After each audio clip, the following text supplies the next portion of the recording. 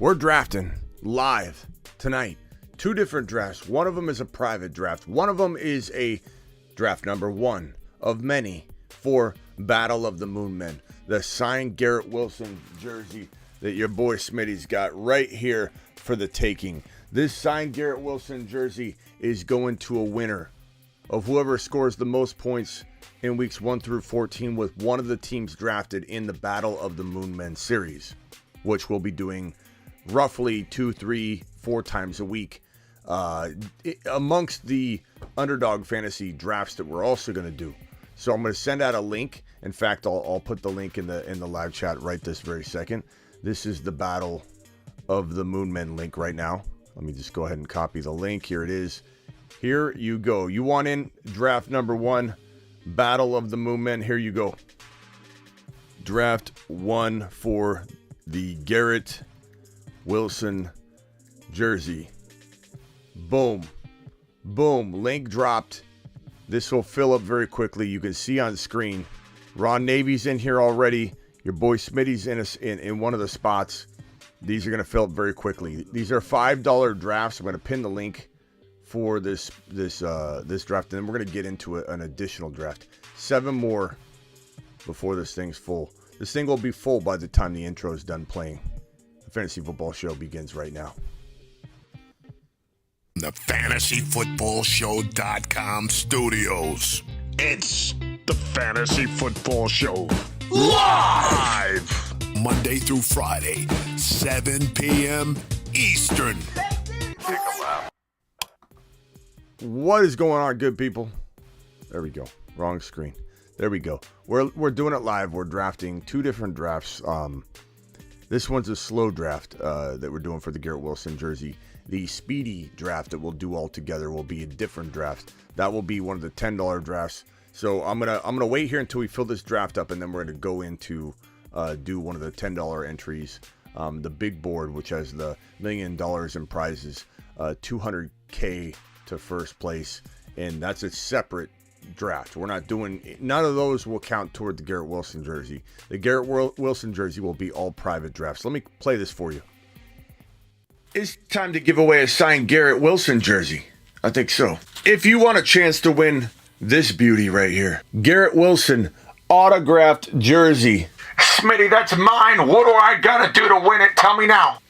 First, I'm gonna say underdog fantasy promo code Smitty. Second, I'm going to say, starting after the NFL draft, we will be doing private drafts mostly on Tuesdays, Thursdays, Fridays, and Saturdays around midnight to 12:30 a.m. Eastern. And every time I drop a private draft link, aka Battle of the Moon Men is what we call this tournament. Every time I drop a private draft link, said draft link will be kept track of. Your boy Smitty will have the boys at Underdog keeping track of every league that I give them a link for that is included in said Battle of Moon Men. Then at the end of week 14, Underdog will let us know which one of you scored the most points in weeks 1 through 14, the regular season. Out of all of the leagues we do that are called Battle of the Moon Men leagues, something we'll probably do from right after the NFL draft all the way up to the season. Every Tuesday, Thursday, Friday, Saturday. Private links that I drop in my live YouTube. All you got to do is click it. And right now, if you're watching this on Instagram at all, in my bio is a link that will sign you up. Click that link, Underdog Fantasy. Otherwise, all you got to do is use promo code Smitty or use the link that I give you during the live stream. Everybody and their mother wants this Garrett Wilson autographed jersey. Garrett Wilson. Show up during a Tuesday, Thursday, Friday, Saturday live stream on YouTube, and the links are dropped in the chat. I also have a link in the description of pretty much every YouTube video I have. So get ready. Battle of the Moon Men commences soon. Yeah, come get it, baby. So that's the lowdown, the skinny on this. We've got two more spots to fill. Hurry up, hurry up, hurry up. That link is pinned if you want to be involved in the private draft. And just so you know, these are $5 private drafts that we're going to do. The prize money is not going to be anything crazy because I don't handle that. That's all done through the app. And so if you do a $5 league private, it's $32 for first place, $17 for second place, and your money back if you get third place. But the real prize will be whoever scores the most amount of points out of all these private leagues will get this Garrett Wilson autographed jersey, among other things. So come get it. And we'll have other prizes like lifetime membership to the fantasyfootballshow.com potentially. Something like that will be in the mix of the winner. 2 spots left, and as soon as this is full, the slow draft for the Garrett Wilson jersey, we'll kickstart an additional unrelated $10 big board draft, and those are filling up very, very quickly. First in the building tonight is Bruce. Bruce, I love you, pal. You can call in anytime you want tonight. Just dial on in, Brucey. I appreciate you. Anybody that calls in over the next few minutes, draft is starting soon. We filled it. We're going to know our draft slots, and this will go pretty quickly because everybody that joined it is live right now. I got the 6 spot. It looks like Blind Larry's in the 2 spot. Let's see here. We got a lot of you regulars in here that we see every night. The Grim Reacher is in this draft. Senior Hyphy's in here. TD Strikers, Ron Navy's at the 12 spot. So this draft starts in 37 seconds. Let's get out of this one real quickly. Let's go to the NFL lobby. What you're going to do if you want to get involved in this next draft, okay? This next draft will not be for the Garrett Wilson jersey. That private draft is. And every time we do one of those, I'll keep track of it. This one is just a regular, and when I say regular, I mean amazing, big board draft.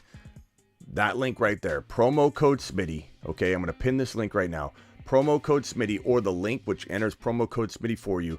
Underdog will match up to $100 in your first deposit using that promo code, okay? Or that link.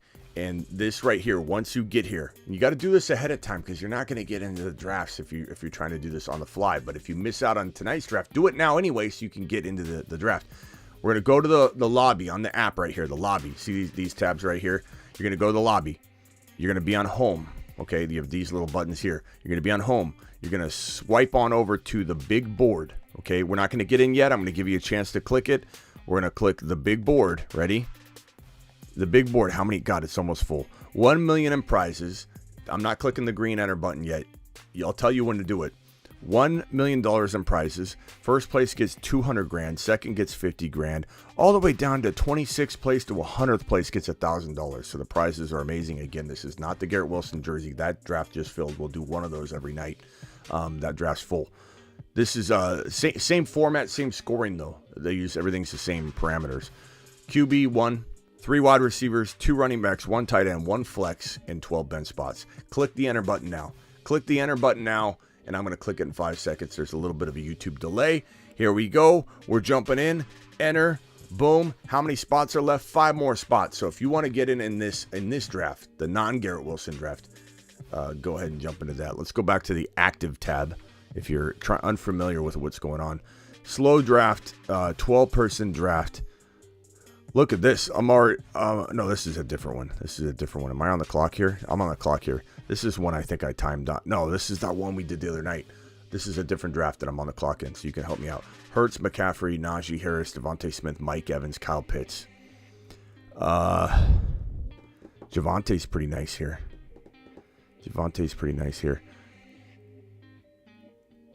I don't know. Who else could I take?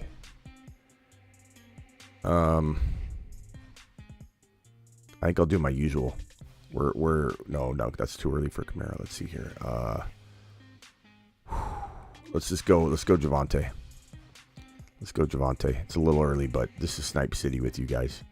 This is absolute Snipe City. So in this particular draft, I've got Hurts, I got McCaffrey, I got Najee, I got Javonte, I got Devontae Smith, I got Mike Evans, Kyle Pitts. Okay.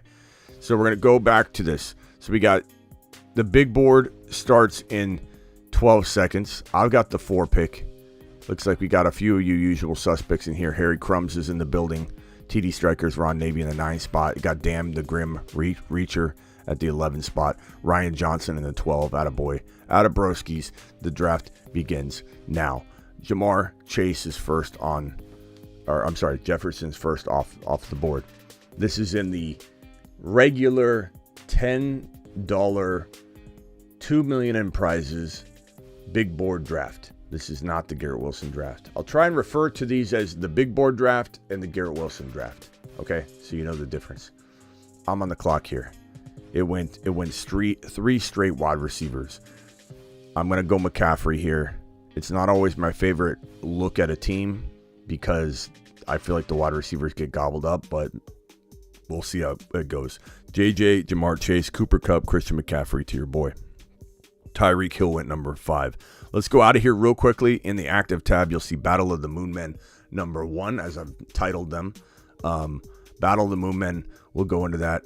I'm up next. There's a 10-hour timer. These are going to be slow drafts. The Battle of the Moon Men, we may do a couple speedy ones, but we're going to do a lot of them are going to be slow. Looks like JJ went Jamar Chase, Cooper Kupp, Tyreek Hill, and then Hunt is on the clock. So we'll see what Hunt does with his pick. I'm going to come back to this because there's no immediate timer, no real rush to get on that one. We'll go back to that one sparingly. We'll stick kind of with the big board. The Garrett Wilson jersey draft we'll go back to once in a while. Let's see who's in the building. Bruce is first in the building tonight. Dan the Grim Reacher is in the building. Sandu, Liz, Blind Larry, Double A, Yusuf, TMT, Harry Crumbs, Cole, NFL Me, appreciate you. Ray, Terry Roberts in the house on patrol. And Ron Navy, of course, in the building. Ron Navy, appreciate you. Klondike, appreciate you being here. Peanut Butter and Waivers, Ada, Thomas, Michael Zastro. Where you been, Zastro? Where you been, bro? Where you been? Ada's in the building. Appreciate you all being here. Okay, 9 picks away. Here's the board. So it went JJ. This is in the $10 $2 million in prizes big board draft. JJ went 1. Jamar Chase went 2. Cooper Kupp went 3. I took Christian McCaffrey 4. Tyreek Hill went 5. CeeDee Lamb went 6. Stephon Diggs went 7. Travis Kelce went 8. Bijan went 9. Devontae Adams went 10.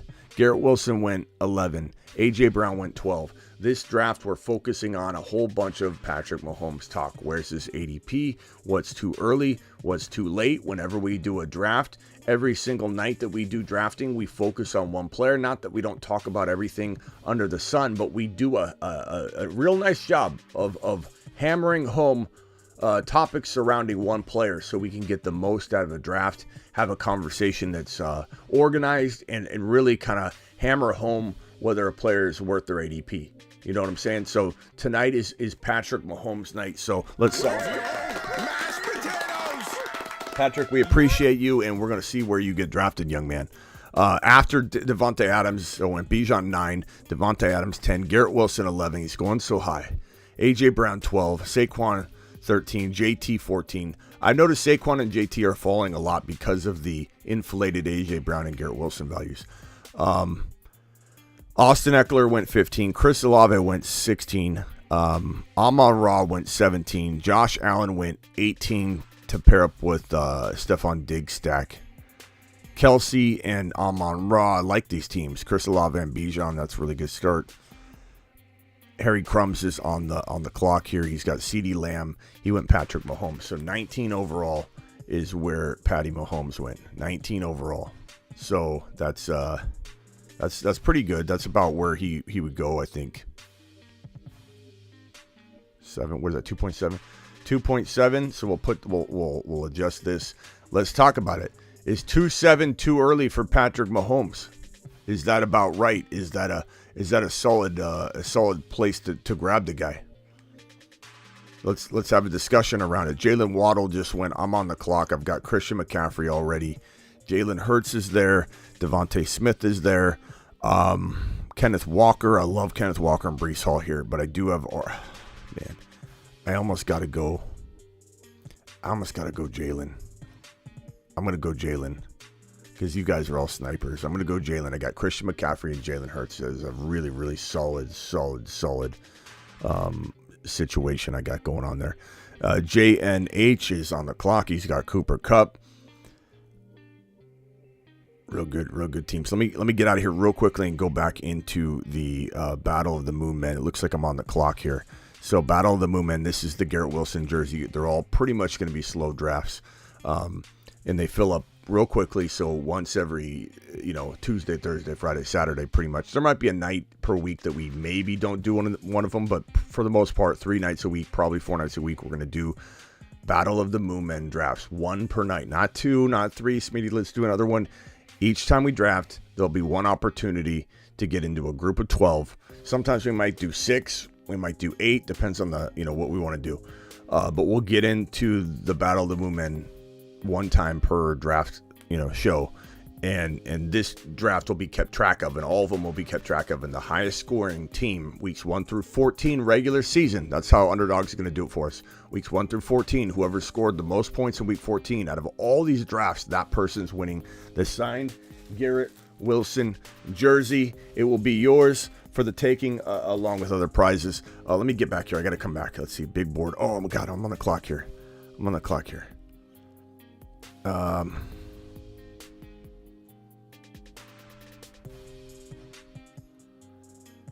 I hate taking Debo here.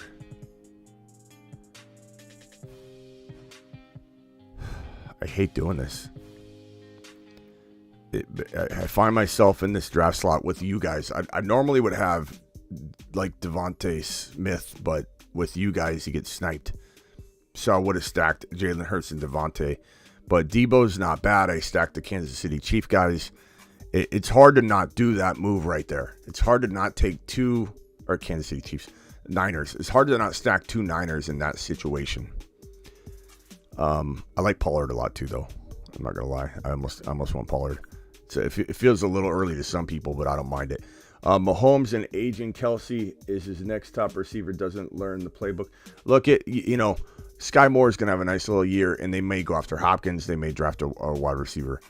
But McCaffrey, Jalen Hurts, Debo, I feel pretty good about that. I just don't know if I trust Debo. Debo might be on my bust list this year. Back to the Garrett Wilson Battle of the Moo Men draft number 1 of many. Let's see here. So far in the draft, it went JJ, Jamar, Cooper Kupp, Tyreek Hill, Christian McCaffrey. That means I'm on the clock here, and I'm at number 6. Let's put our money where our mouth is. Let's throw caution to the wind. Bijan's the 3rd ranked running back. I don't care. Boom. Bijan. Enjoy. See you all in a little bit. 12 picks away. I doubt I get up anytime soon. It's a slower draft, but I mean, most of you are live in the draft right now.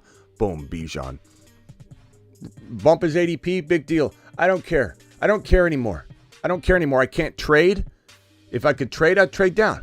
I can't trade. I'm taking Bijan. He's a 3rd-ranked running back. I'm not going to force the 1st or 2nd-ranked running back just because they're ranked higher. I'm taking Bijan. Wide receivers were gone. I'm not going to lose a single wink of sleep over it. My story, my cautionary tale is to use ADP to your advantage. And if you can get Bijan later, most certainly do so. If you can't, then you can't. But we are here to talk about Patty Mahomes tonight. And he went 2.7 in the Underdog Fantasy promo code Smitty big board draft that you got right in front of your face. Patty Mahomes, as you can see, went number 19 in the middle of the screen right here. Number 19 overall, 2.7. Was it too early? Was it not? Is it just right? Would you do it? Would you rather have Joe Burrow around 4? I know I would. I know I'd rather have Joe Burrow around 4 or 5. But in a draft with all of you, look where Joe Burrow went. Where'd he go? Joe Burrow went 35 overall. Joe Burrow went at the tail end of round 3. He doesn't last in the 4th or 5th round with all of you geniuses out there, you guys with the big noggins on top of your shoulders. But when you go into the real world with magazine drafters and grandma, I think Joe Burrow is going to be in round 4 on the regular going forward. I really do think it's going to be a regular thing going forward, and take full advantage of it. Don't even hesitate to take full advantage of it. Let's see here. There's a super chat from Garrett. Garrett says Bijan over Diggs, Eckler, and Saquon is insane. I don't think so, Garrett. Garrett's one of the only people with super chat and drop me a clown emoji. He's done it before. He'll probably do it again. Look, Garrett, I explain why it's not insane. And I think Bijan's going to potentially finish as the number 1 overall running back in fantasy football 2023. And the people that said it was crazy when I said that Breece Hall was going to get to those levels, Breece Hall would have gotten to those levels. And you know it, and I know it. So you can call it crazy all you want. You can run from rookies all you want. You can say a rookie can't do it. You don't know where he's landing. He's never taken a snap. You can do whatever you want, Garrett. Okay? But I'm telling you, Bijan Robinson is going to be an absolute monster. Phone line is open. Yes, the phone line is open. Sorry if I didn't have it in front of me, but dial on in. Okay, so my team so far, Hurts, McCaffrey, Debo. Hurts, McCaffrey, Debo.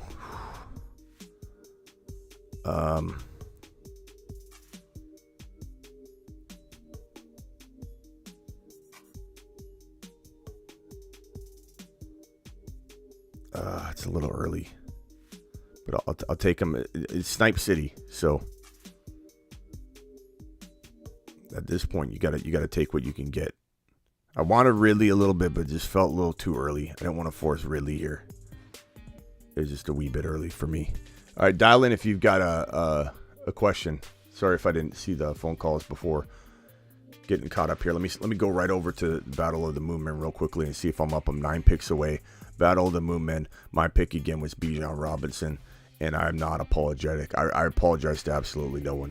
And let's go back to the big board. The big board's where we're staying. Phone lines are open. Phone numbers down at the bottom of the screen. Keep Mahomes. What is this by Zastro? Keep Mahomes or Chase.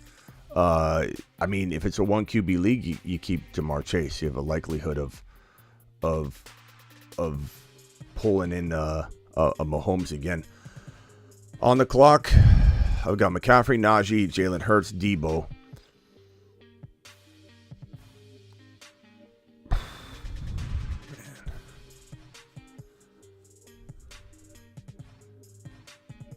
I want to believe in Jameson here.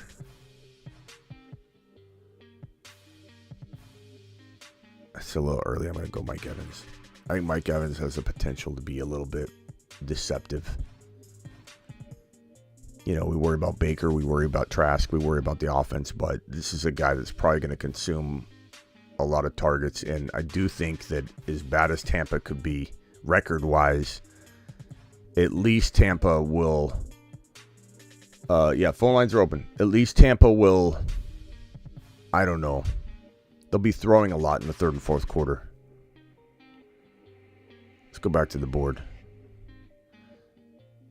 So far, these teams right here, I'll keep glancing at the phone line if anybody wants to dial in. Jefferson, Kenneth Walker, Breece Hall. That one spot is just gold. It's just straight gold. I don't love the Mike Williams pick. I like the Herbert Mike Williams together, situation and stack, but I love the first 3 picks. When you draft at the 1 pick, it's gold. It's absolute straight gold. Chase, DK, T. Higgins, Jackson Smith, and Jigba Jahmyr Gibbs. That's pretty solid. I like the Gibbs pick. That's really good. Cooper Kupp, Devontae Smith, Josh Jacobs, Calvin Ridley, Trevor Lawrence. I've got Christian McCaffrey, Jalen Hurts, Debo, Najee, Mike Evans, Tyreek Hill, Jalen Waddle, Pollard, Christian Kirk, Keenan Allen. These are all good teams. I'll review teams 6 through 12 at the end. Ben, you're live on the Fantasy Football Show. What's up, Ben? Matey, what's going on, man? How you doing? I'm good. I'm good, bro. What's up? I was curious if you saw I'm sure you saw, but what your thoughts were on the Thursday night football limit being increased from 1 per team to 2, and Patrick Mahomes' response to that. Yeah, I don't know. What'd you think? I'm gonna have to keep it show friendly because there's a few things I want to say that aren't YouTube approved, but I don't know. I think Roger Goodell cares more about money than the players, obviously, and I wish he would just say that. But obviously you can't say that, but I mean, he just likes to pretend like he cares about the players when obviously we know he'll do it for Amazon, We've known that for a while. I mean, he's just, he's going to make decisions like the Kamara situation. He's not worried about that. Right. He's not worried about that because no one else is worried about it. No one else is worried about it. Advertisers aren't worried about it. He doesn't care about it. I mean, that's just the way he is. It's a shame. They pick and choose what to cancel. Heavy hand, one moment, not at all the next moment. Calvin Ridley, year-long suspension. Alvin Kamara, nothing. Yet anyway. He could be out for the year, but I don't know. Something else another shoe would have to drop, which it could. There could be some other footage where he just, that limousine footage was bad, and it somehow didn't resonate very well yet. Anyway, We'll see. I think once he starts marching into a courthouse and there's video of that and the news cycle starts slowing down, like we might see news outlets not let it go at all. And so maybe that will trigger something, but we'll see. I don't think the NFL is going to make. Look, I hate these London games. These players hate the London games. Traveling, that's why the London games are always awful because of the travel. It's always low scoring. Teams aren't prepared. Nobody's prepared. It's a lot lower scoring game. It's not even fun to watch. Honestly, I'm on the West Coast, so I don't even get up for the beginning of the game. I watch like the halftime on. I can't. It's too early for me. I'm doing live streams in the middle of the night. You know, I hate the London games. I think they're awful. I think they're a bad idea. Yeah, the London games are a little bit early for me too because I'm California as well. So it's I know you're Arizona, but I'm west. I'm over here too. So those are really early. But sometimes I'll be up, but not too often. Yeah. I don't know. Yeah, it's I don't know. The number 0 thing's kind of interesting. I know a lot of people were excited about that. I don't know why it's that big of a deal, but we just don't see the number 0. I think it's going to be Meme City. I don't know why you'd want to be number 0 because of all the negative stuff that's going to spring up from it, but I mean Ridley did it. Ridley did it right away. It's kind of it's a cool number, but it's going to have Meme City. You know, surrounding it. You gotta be a baller to be able to handle it. Yeah, honestly. Yeah, you got to have some big cojones to just go out and go, I'm going to be number 0. I'm going to be 0. You know, 00 would be. Can they get a 00 up in this thing? I don't know. But yeah, I'm not sure. You have a 0 and 00. 00 in sports when you're younger always sucked.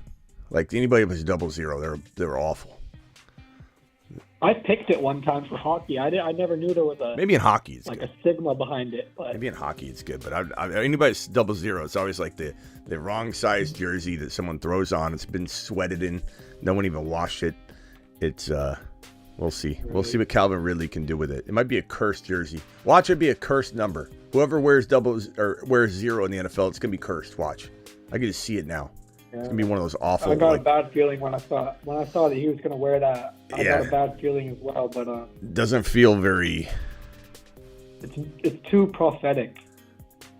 It feels too easy for him to bust this year now. Yeah. So what's up, man? But who knows? What else you got? So far, hold on real quickly. Let me just review real quickly. So I took so my team, everyone, I got Christian McCaffrey, Jalen Hurts, Deebo Samuel, Najee Harris, Mike Evans, Quentin Johnson, Jordan Addison. Team number 6, did I review that one yet? CeeDee Lamb, Patrick Mahomes, 19 overall, which is 2.7. So I'll ask you about that, Ben, in a second, because tonight's we're focusing on Patrick Mahomes. Nick Chubb, 30 overall, not bad value. Judy, way too early in my opinion at 43. Michael Pittman, I'm indifferent on at this value. I do like him, but I feel like until we know his situation, until he bounces back, I'm not a big fan of him being a 5th drafted player yet. George Kittle, Treylon Burks, I'm not huge on Burks. Diggs, Josh Allen, Henry, that's a really, really good team. Those might all be on the same team because Henry could be a Buffalo Bill, who knows. Amari Cooper, TJ Hawkinson, Damian Pierce, Deontay Johnson. Number 8, Travis Kelce, Amon-Ra St. Brown, DeAndre Hopkins. I think Hopkins is going a little early. I think he could land in a good spot, but at the same time, I mean, to draft him as a 3rd drafted player for me is a little risky. That's just my opinion. I think there's too many other players that feel safer in this territory. He feels like a pretty good bet in the 4th round next to like a Drake London. I'd probably rather have Drake London than Hopkins, to be honest. Let's see. Terry McLaurin, Brandon Ayuk, Hollywood Brown, Isaiah Pacheco. I'm kind of not sure. Pacheco's good value. That's not bad. I just don't know what to make of him on the year. Like for this team right here in the 8 spot to have only 1 RB, I like that it's wide receiver heavy, but at the same time, is Brandon Ayuk, or even if you like Brandon Ayuk, is Hollywood Brown really worth foregoing an opportunity to have a little bit more shirt up running back stable? I don't think Hollywood Brown or Ayuk, one of those two guys, is necessary as much as getting a better running back when your running back is Pacheco. I like Pacheco. Pacheco's a very exciting running back too, but if that's going to be your number 1 RB, you're running some heavy risk because the Chiefs had 3 running backs that they ran through last year. and he was the last one. He was the best looking of the three. He was the hardest running. I like him the most, but he's also smaller. He runs like he's trying to run through a brick wall every single time he touches the football. Will he stay healthy? There's a lot of questions. Bijan at 9, Olave, Justin Fields, Drake London, George Pickens, Zach Charbonnet, Zay Flowers, and then Ron Navy just took Brandon Cooks. This is one of my favorite teams of the draft so far. I love the start. I love Chris Olave, Bijan, and Fields. And then Drake London Pickens is fantastic. I love Charbonnet as a running back too. And then you just grab a couple other RBs underneath that. Devontae Adams, Eckler, Travis Etienne, Lamar Jackson, Lockett, Godwin, Gabe Davis. Not a bad squad at all, but hinges on Adams and Eckler both staying healthy and Adams having a good year. Let me see. I'm almost on the clock here. Let me see if I can get through it. Garrett Wilson, Jonathan Taylor, Joe Burrow, DJ Moore, Kyle Pitts, Aaron Jones. I like the value of Aaron Jones a lot. If you're going to wait on your RB1 or 2, Aaron Jones is a fantastic 6th-round choice. A.J. Brown, Saquon, Ramondre, Christian Watson's great value there at the end of or at the beginning of 4. I like Christian Watson a lot. Actually, I thought that was the end of 4. That's the early beginning 4. That's good value. I think it'll end up returning. I like it. I still like it a lot, even though I thought that was the end. Andrews, Dalvin Cook's decent value, not amazing value, but decent value. Pretty good squads, pretty well rounded. And then I'm on the clock here.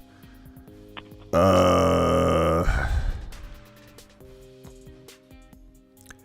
are you looking at? I don't know. I always draft Kamara about here.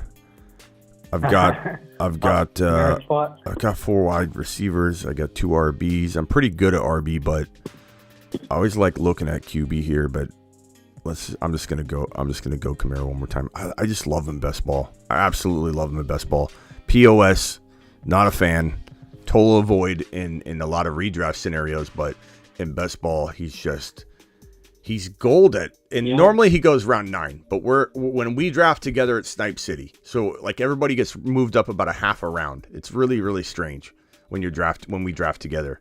It's everybody's. I think that I know you like to take the guys you like to take, but I actually enjoy being able to get in those rooms with players that draft differently, because I mean it's really different drafting with you guys versus just random players, and so I feel like I'm able to take advantage of ADPs of players that I normally wouldn't be getting because I'm either avoiding them or it's good to mix it up. Just not available for one reason or another. Right. It's good to mix it up for sure. But I was gonna say on the Hopkins thing, I agree it could be a little early for him, but at the same time he never really slips. So I don't know if I've only done this maybe once or twice, but I've actually mixed it up by taking him 5 or 6 spots ahead of ADP, because he's not going ahead of Debo ever. So I've taken him ahead of Debo, I think, like once or twice. And I don't mind it. I don't mind it. I just don't. I don't have a great feeling. Like, number one, when receivers change teams, it's not always the best recipe. It can be good. It doesn't always have to be bad. But it depends where he goes. And I think because we don't have that information, we think he'll go somewhere good, but you never know because it's not like he has full control at all. If the right offer comes along, they'll just trade him. He can't, like, he's not going to say no. He's under contract. It's not like a franchise tag and trade situation where he's got a little bit more leverage. So we don't really know where he can go. I imagine a team giving up what everybody considers to be a whole bunch of value in the second round pick, which I think is hilarious. You can get a Hopkins for a second round pick. Hilarious. You can get a Christian McCaffrey for a second, a third, and a fourth round pick. No first rounder involved. Hilarious that you could trade for Derrick Henry or Eckler at a second round and maybe fourth round swap. So I imagine Hopkins will go somewhere where a team, they're paying what they believe to be a high value, and he'll probably go to a good spot. But I don't know. I just worry about the PED thing, and then he's missed some time, and then you wonder how much of that, is he going to be injury prone because he's not on PEDs anymore? Like, I don't know. I just get a weird feeling about Hopkins. And he's at that age of one more year and then start looking at some missed time type of decline. So I'm a little bit hesitant. And Debo, look, I'm not going to lie. Debo Samuel, he might be on one of my bigger bust lists very soon, and I just drafted him, and I don't feel good about it. I think Deebo Samuel feels like he's putting on some extra poundage, man, and he's a big boy, and he's being run into the ground, he's being run up the gut. I just think injury for Deebo is more likely than for other wide receivers. So both those guys are not guys I'm quietly more interested in Christian Watson. And there might be a time where I start drafting, just avoiding a wide receiver in that draft slot where I feel like I'm forcing Hopkins or Deebo, and I'd rather just take Watson in the 4th round. But yeah, Christian Watson is my highest drafted receiver at 26%. Yeah, I feel like you definitely helped put me on him, but I feel like I'd take him. I'm huge on him. I feel like push him come to shove, I'd take him over Deebo and Hopkins, and I feel like I'm pressured by ADP. I think we all are at times to not take Watson ahead of him. And I'm not trying to condone that necessarily. Take advantage of it when you can, but part of me is thinking to myself, why am I drafting a player in Deebo or Hopkins that I don't like more than Christian Watson? So that's what I'm saying. I'm trying to change my thinking and saying, in this Deebo Samuel pick, normally Christian Watson would fall to this Najee Harris pick at 45 where I took Najee. What I'm saying is I would much rather have taken, let's say, Tony Pollard instead of Deebo, and then taking Christian Watson. Tony Pollard and Christian Watson over Deebo and Najee. You could argue it. I mean, they're both very arguable, but I'm just not a fan of Deebo. I'm not a fan of Hopkins right now. Not in the 3rd round. Not in the high 3rd round. Maybe late 3rd round, but hold on, I gotta make a pick here. That's sort of along the lines of we're having a discussion in your comment section the other day. And I was liking all the things you were saying. It was great stuff, but essentially that was kind of the point I was trying to make with avoiding early round running backs. And I'm not necessarily avoiding them, but Breece Hall and Bijan Robinson, love them. They're my only 2 running backs. No, Kenneth Walker. So I have Kenneth Walker at 10%, Bijan 12%, Gibbs 12%, Breece Hall 13%, and I haven't really reached on any of them. Eckler 8%, and I've just been pretty much avoiding running back in those first 3 or 4 rounds unless I can get them at a really good value, because I feel like a 2nd round wide receiver paired with a 7th round Cam Akers is better than a. Yeah, but I get what you're saying, and I did see your comments. We disagree on some of the philosophy of best ball. I know you have your arguments, and quite honestly, your arguments aren't going to change mine, and mine are probably not going to change yours. Maybe player evaluations, are something that's debatable, and I never thought of that for this player and whatever. But the bottom line for me is I'm not going to force. Your strategy is not my style of drafting positions over players. I'm never going to draft positions over players. And just like you think you're going to find Cam Akers later, I think I'm going to find Sky Moore later.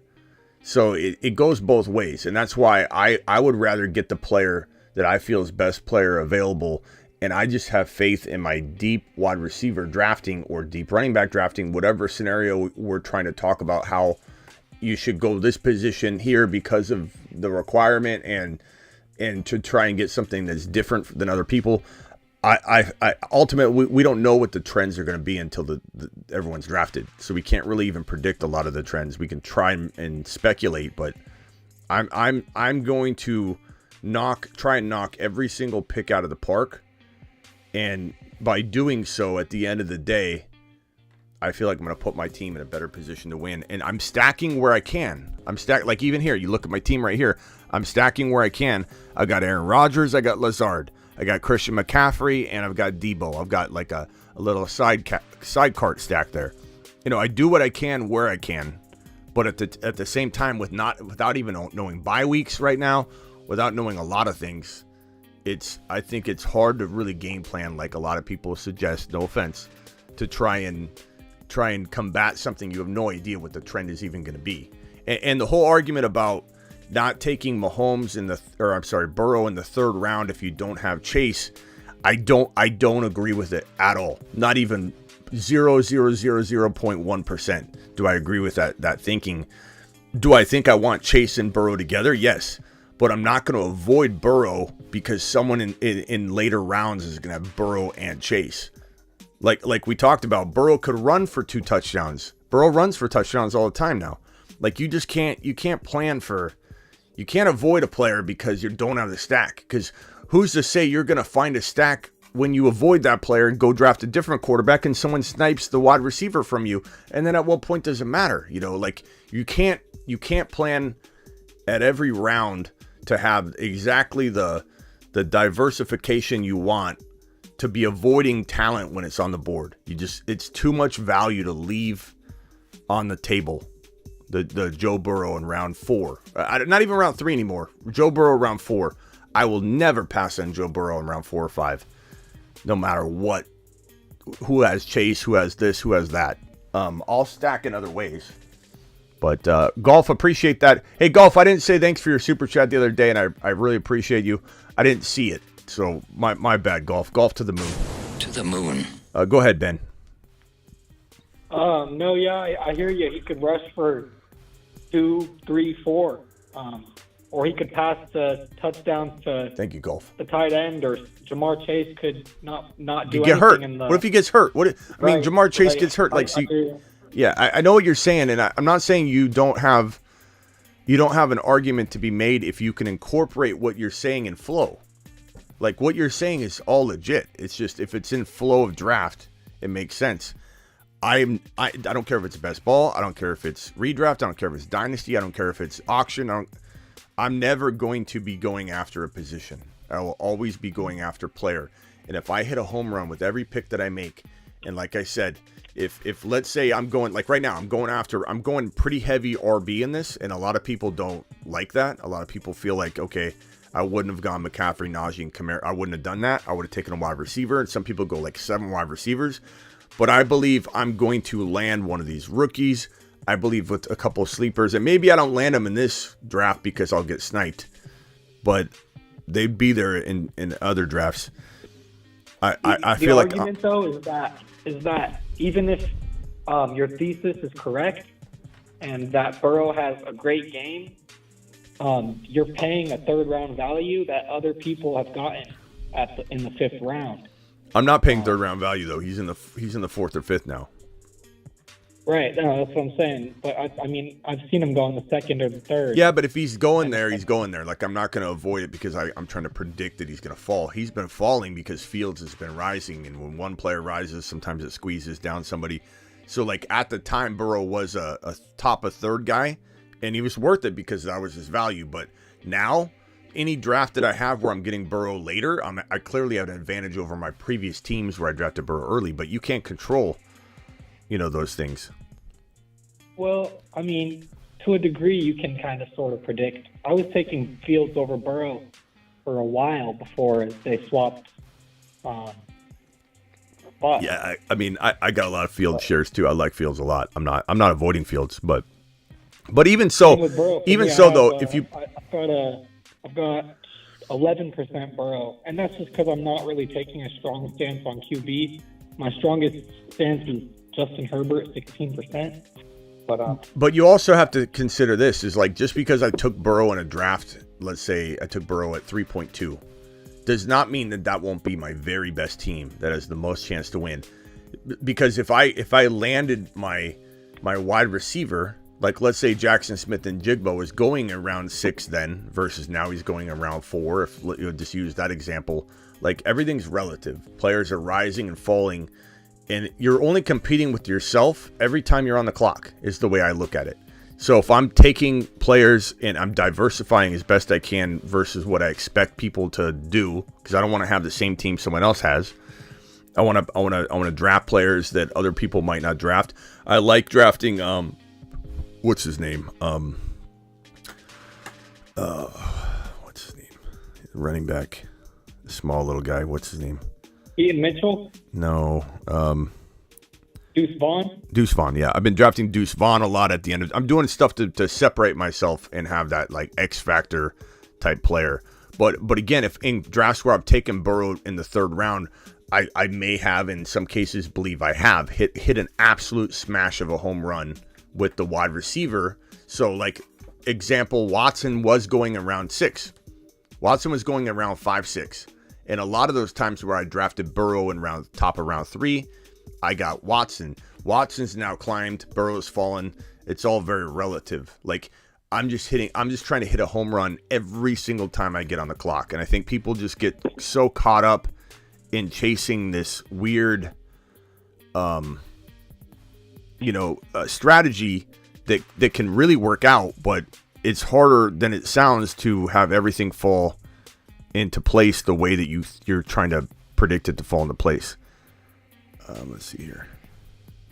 I suppose another way to put it, and this is sorry to put it take in a whole nother direction, but in the beginning of the big board, you could get Anthony Richardson in the 18th, 19th, 20th round, and I was able to get a good amount of him there, maybe 6 or 8 teams that have him on it, and then he started moving up into the 11th, 12th, 13th round, and once in a while, I think maybe once or twice, maybe 3 times, I took him in the 13th or the 14th on a team that it really made sense for.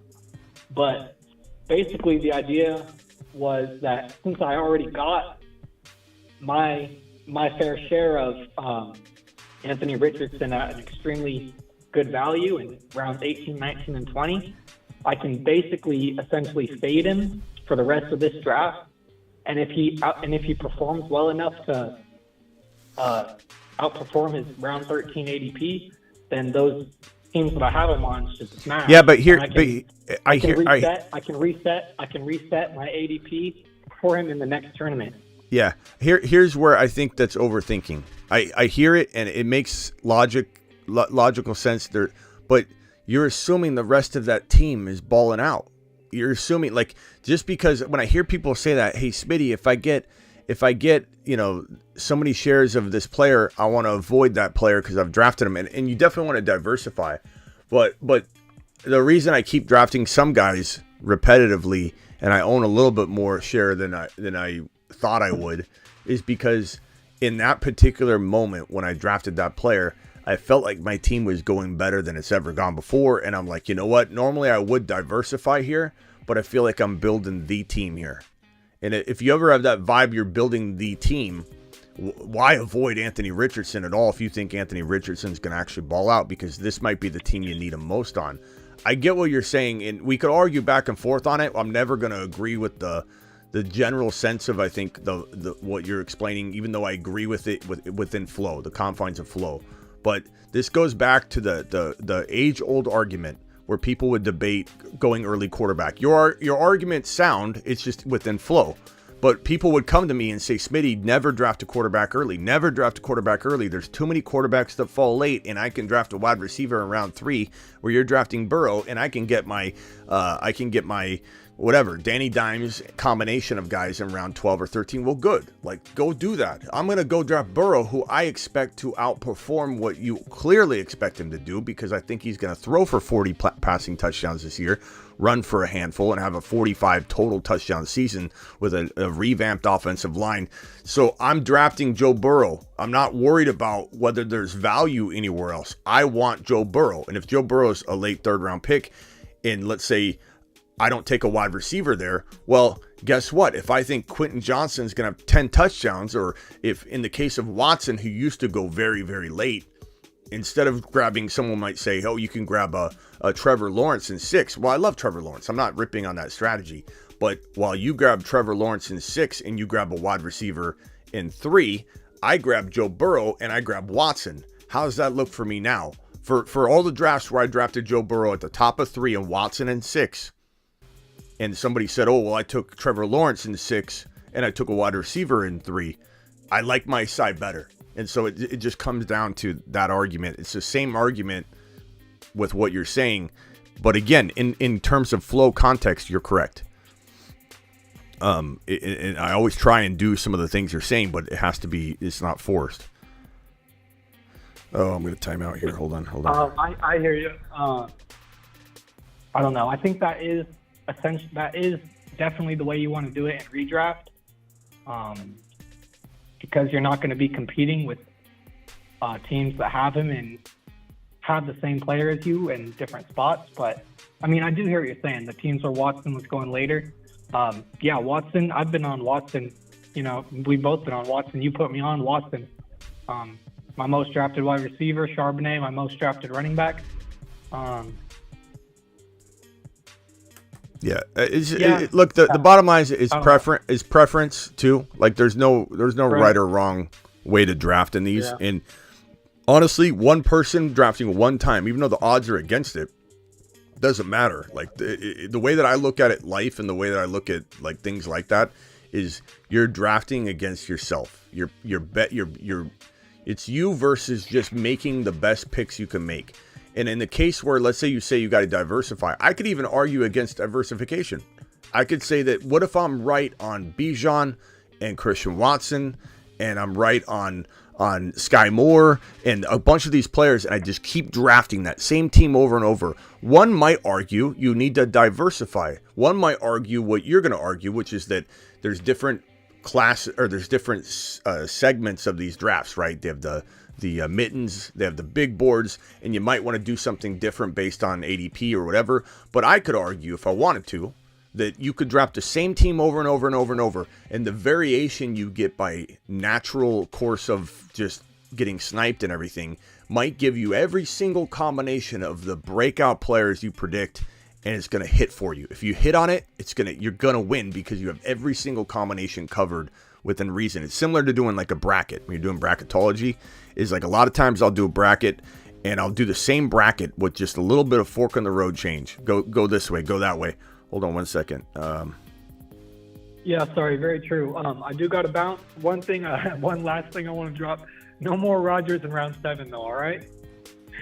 Rodgers in round 7? Yeah, at least wait till round 8 for me. Well, bro, it depends on what's going on. It depends on what's going on. It depends on how he's getting sniped. It depends. I'll take Rodgers wherever I need to take Rodgers. And in this draft right here, I took Rodgers in 9. Rodgers fell perfectly. It all comes down to like, bro, if I'm sitting there and Rodgers is 2 quarterbacks away and I've got to wait a whole round, almost 2 full rounds to come back to me, I got to take him. It just depends on who's sniping quarterbacks. Sometimes, see, that's the thing I'm talking about, man. I get what you're saying, Ben. I get what you're saying, and I respect your take. But they're very blanket statements. Like, Rodgers, if I'm drafting with a guy that drafts 3 straight quarterbacks, or drafts 2 straight quarterbacks in the second round and the third round, and he comes and gets a quarterback in round 5, there's people that do that in these drafts. Then there's another guy that drafts 2 quarterbacks. Got to read the room. All of a sudden, Aaron Rodgers is a guy you have to take early because you took a late quarterback approach. And so, like, if you look at it here, I'm using ADP to the best of my ability. He's in round 9. And it was like he was like the 4th quarterback on the ranking, you know what I mean? So I hear you, Ben. Yeah, no, I'm just talking about the one draft. I don't know if you remember, but you took him in round 7, and he was maybe 9 quarterbacks down. But I think Deshaun might have been still available. Dak Prescott was available. You know, I mean, but it's fine. I'm not sure. I don't remember. But all right, Ben. Appreciate you. Not about. Catch you later. Appreciate you. Have a good night. All right. Dial in. Still love Jordan Addison. I like Jordan Addison too, Sandu. 5'9", 183, big enough, weighs more than Addison at 5'9". Who are you talking about? You talking about Flowers? Who are you talking about? Avi, I haven't heard from you in a while, bro. What are you up to? Yo, what's up? I'm just doing some homework out at the gym and watching your live stream. And some mocks going on. Attaboy. Here for, let's go. And these aren't mocks; these are live drafts, big man. I mean, yeah. I say mock all the time, and I'm like, this isn't a mock. What's going on with my app here? How am I gonna draft Avi when it's sitting here trying to refresh? Hold on, let me close. I know. I can't believe NFL draft coming up. It's like prime time for football news. Yeah, bro. I can't wait. Uh-oh. The app is like frozen. Oh, great. Is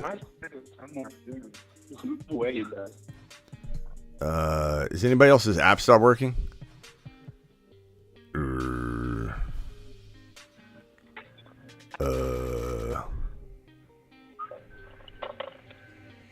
Let's see here. I'm sorry, Avi. Hold on one second.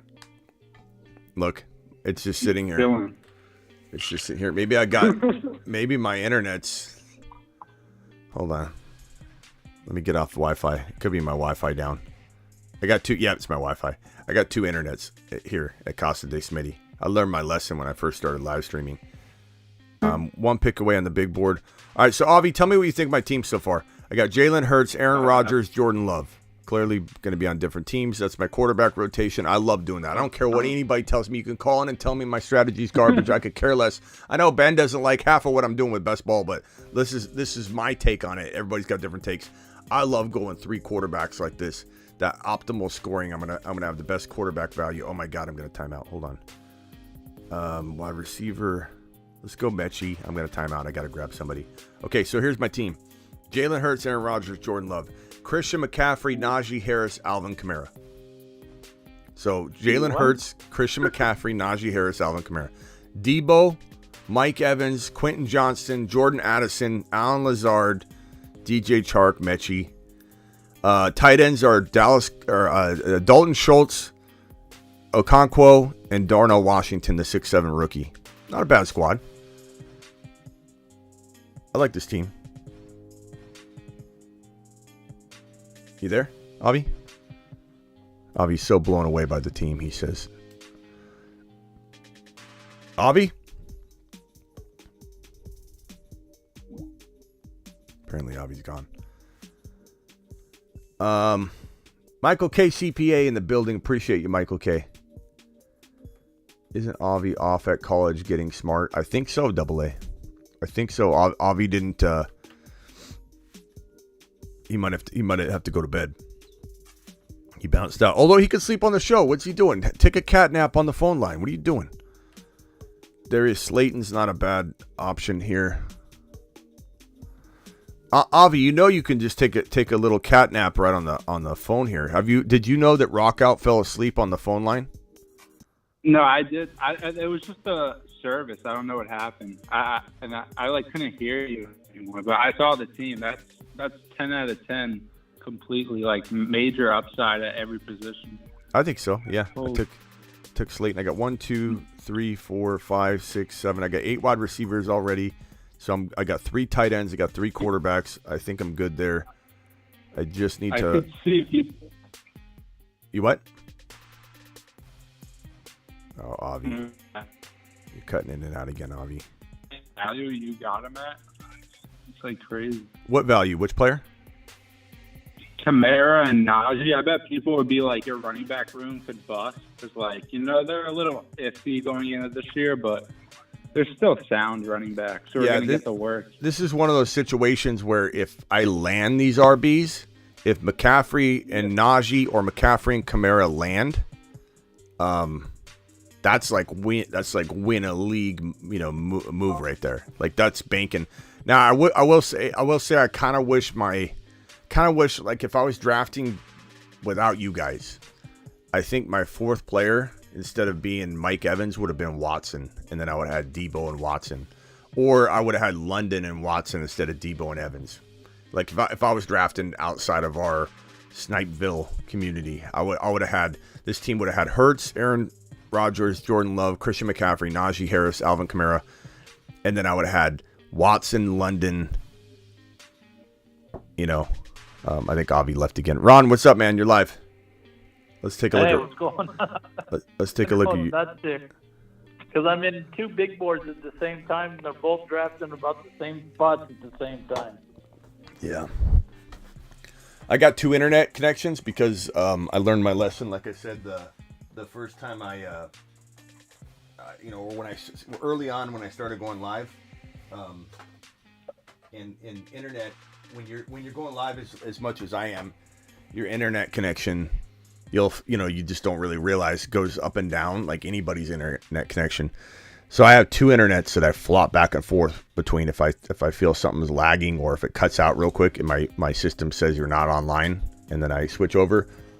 Like my other internet went down. So my whole Underdog app froze, but it was my internet, and I had to swipe down on my Wi-Fi and disable it, and I'm on my LTE now. But or my. Yeah, mine froze up too. One of mine froze up too, and I got stuck with a pick. Thank God I had somebody marked because, yeah. What do you think about my squad here? What do you think about this squad? Jalen Hurts, Aaron Rodgers, Jordan Love, Christian McCaffrey, Najee, Kamara. I still got some RBs to grab. My wide receiver room's done. I got Debo, Evans, Quentin Johnson, Jordan Addison, Alan Lazard, Chark, Mechie, Slayton. That's a pretty well-rounded wide receiver room. Like, I don't hate any of those guys. I got Schultz, Okonkwo, and Darnell Washington, who I really like, even though I normally don't go after rookie tight ends. Let's go to Ron's team real quick. Ron, your team is, you just took McKinnon. Thanks a lot for sniping him. Fields, Carr. Sorry. That's right. Fields, Carr, Ritter. Bijan, Charbonnet, Damian Harris, Sean Tucker, McKinnon. Okay, I like it. I like the Fields, Carr, Ritter. That's pretty good. Olave, Drake, London, Pickens. Very, very good. Zay, Cooks, Mooney. Tight end room's a little iffy, but like you could hit a home run with Taysom Hill. I really like Taysom Hill because of that whole, like, you don't have to use him one single time until he scores 40 points, and then you never have to use him again. It's just inserted for you. You don't have to do a thing. Let's see here. Yeah. Well, I'm gonna try to get another tight end, of course. I like going 3. I'm going to time out, so I'm going to have to take this guy way early. But whatever. Deuce Vaughn. I took Deuce Vaughn. You know who I'm taking next? James Robinson. Just kidding. That's who I was going to take instead of McKinnon, and I'm not. And I took McKinnon because I'm taking James Robinson a few times earlier. Maybe I'd take him if I had like Ramondre or something, but that's it. In best ball. Yeah. This is the final 2 picks, right? For me. Who do I have at RB? I have McCaffrey. Okay. I got an idea. Okay. I know what I'm going to do. Where did he go? Let's look up. Where did Eli Mitchell go? Who took Eli Mitchell and where? Hey, on that the first draft that I was doing, I just finished up on it. I got Burrow, Cousins, Carr, Sanders, Damian Pierce, Zach Charbonnet, Tucker, James Robinson. Let's see, I told you. And then my receivers: Chase, Olave, London, Shaheed, Hodgins, and a couple of rookies. But then T.J. Hawkinson, Freiermuth, Juan Johnson, Darnell. I like this guy a lot, people. Kenny McIntosh. He's a really good prospect. Yeah, it's a good team, Ron. I like your team here. Let me go back to your team. Where is it? TD Strikers. So you got Fields, Derek Carr, Ritter. You got Bijan, Charbonnet. Yeah, I like this squad a lot. And back to my point, I was saying that Taysom Hill is a very good best ball tight end to grab as your third tight end. And you went heavy at other positions, so it makes sense that he's your second. But in theory, you could get him as you could go like tight end early and then not address it till later and then go back-to-back tight ends or whatever. I'm very into the 3 tight end approach in this pause in this format best ball because you're just gonna have a killer room on that rotation. You don't want to be rotating 2 guys that are scoring 3 and 4 points. If you could score like 10 plus points a game at your tight end position, just throwing out an arbitrary number, it's such a huge advantage. Like you want an advantage everywhere. And if Taysom Hill sitting there as your third tight end instead of having just 2 tight ends, you have Taysom Hill sitting there. The moment he has a 45-point game, or something like that, and he goes in there as a quarterback or something crazy, like that's a huge difference maker. And you don't have to worry about calling it. It just, if it happens, it happens. If it doesn't, it doesn't. You don't have to even decide. I like Taysom Hill a lot. I think Derek Carr is going to get that offense going. Part of me wonders if, let's say Kamara does get suspended for a little bit. I think Taysom Hill will have a nice little uptick in value. Yeah. I got the phone line fixed, by the way. I don't know if you noticed. I got the phone line fixed. It's still got potential problems in some updates that could happen, but I keep an eye on it at least to know that it's working. And I just got to revert some things back to old software to try and keep it going. But let's see. Let's go back to the Moonman draft. Who are we waiting on in the Moonman League? We're waiting on JNH707. Who's that? The guy that took digs. I knew when you got the 6th spot, BJ was coming off the board. Bro, Kelsey, can you believe in this private draft, Kelsey slipped to 17 overall? What is going on? Yeah. This guy goes like 5. That is tremendous value. Jeez. All right, my final pick is coming up here. Let me go back to this. Whoever took, when you took Bijan in 6th, I'm sitting there in the last spot, and then of course Garrett Wilson is off and all that. I felt bad for the guy that picked up AJ because I already had it in my mind. I was taking Hurts, and if AJ was gone, I was taking Devontae to go with him. So yeah. I kind of pissed in his Cheerios. I'm up in this draft right now, the Garrett Wilson league. Okay, so I got Bijan already. I have my choice of Devontae Adams, which I mean, look, he's falling very, very far, but I still don't believe in that situation enough. I don't know that I can go running back here because all things equal, I do need wide receiver because they're flying off the board. So I have a Olave or a potential quarterback to draft. I'm probably going to go. Let me go back and see if I'm on the clock in this other draft. Let me come back to that. I don't know what to do. You're not on the clock yet. What we're doing, you're not on the clock. Yeah, yet. I'm just gonna make this pick real quick, and then I'll go back to that, and we'll draft in that. But Olave, you like Olave in that situation? Bijan Olave is not bad at all. That's balanced at least. You're on the clock. You're on the clock now, Smitty. Yeah, I'm just gonna take I'm gonna take Jordan Mason because I got McCaffrey. Just kind of sure up that potential situation. I know that Mitchell's probably the guy, but Mitchell can't stay healthy anyway.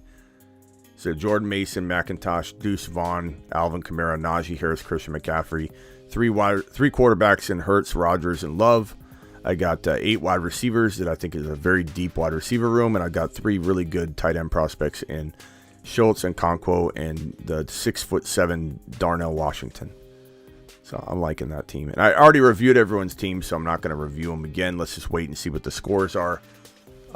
Bruce is dialing in. Hold on.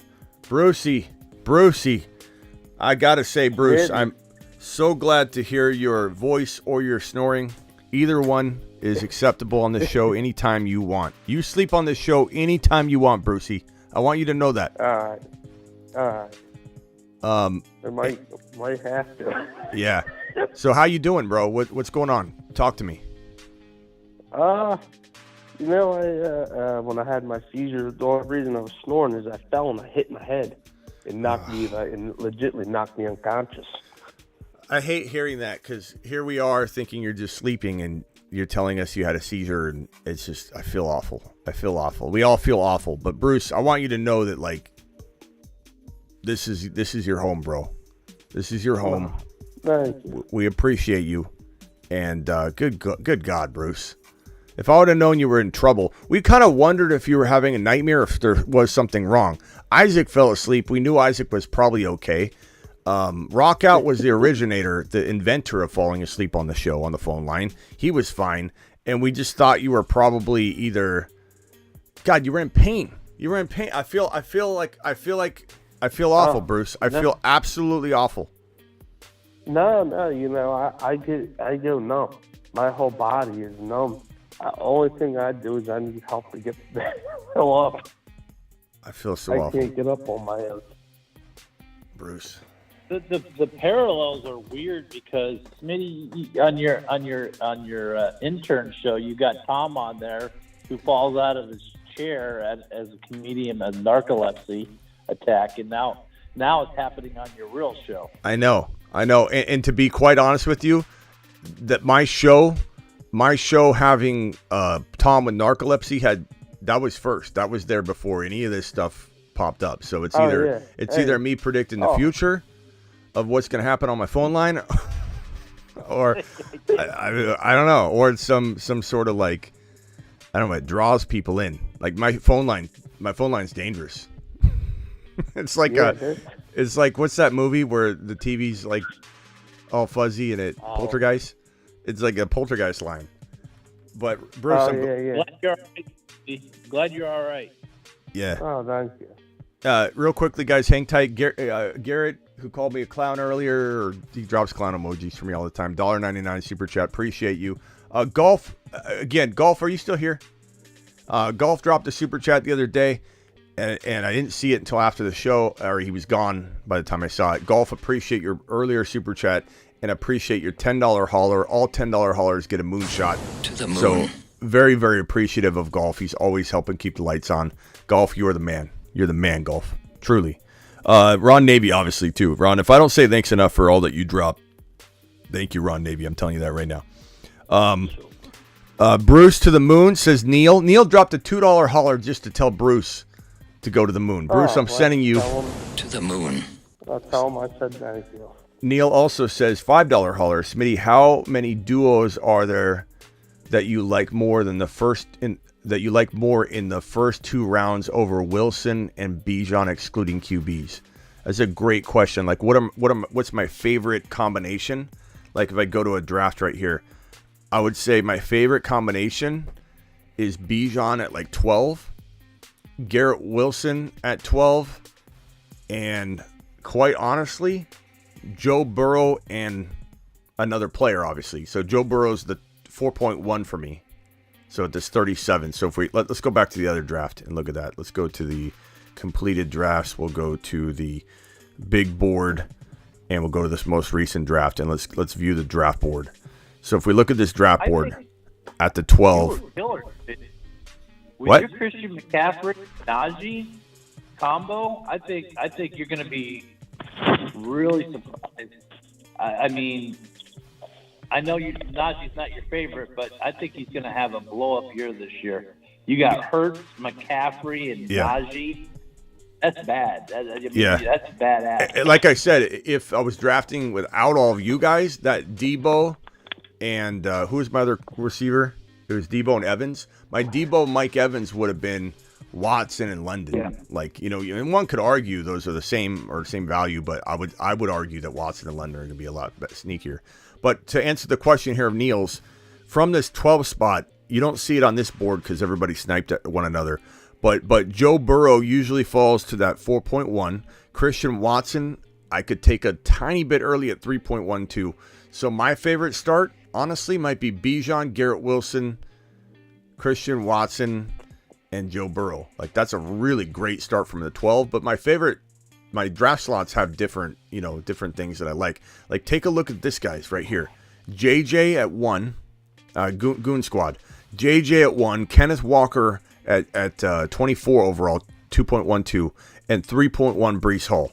There's not much better start. You can't get much better than that. That is probably the best start you could possibly hope for at the 1 spot. So it just depends on your draft slot.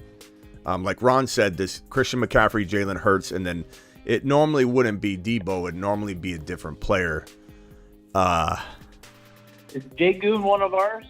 Like Olave could fall as 28. If I got Christian McCaffrey, Hurts, and Olave, that would be one of my favorite starts from the 4 spot. So Neil, it's draft slot dependent. But I appreciate your super chat. Keep asking away. Neil, you're the man. Goon, I don't know, what was his name? Goon Squad? I don't know if Goon Squad's one of ours.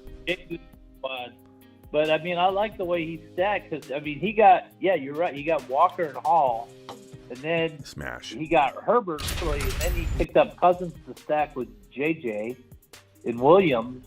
I didn't like Mike Williams and Herbert all that much. I would have went a different route if it was me, but you can't argue with a lot of those picks. Like it's a good spot. You know, I would have done it differently after that point, but that is the best start a person can probably come up with from the one pick. You know, the only thing you might be able to do, like, can you imagine? I take it back. The best start you could have, this would be the best team a human being could possibly assemble. With Joe Burrow falling, I would have, in this draft, he couldn't have done it because Burrow went earlier.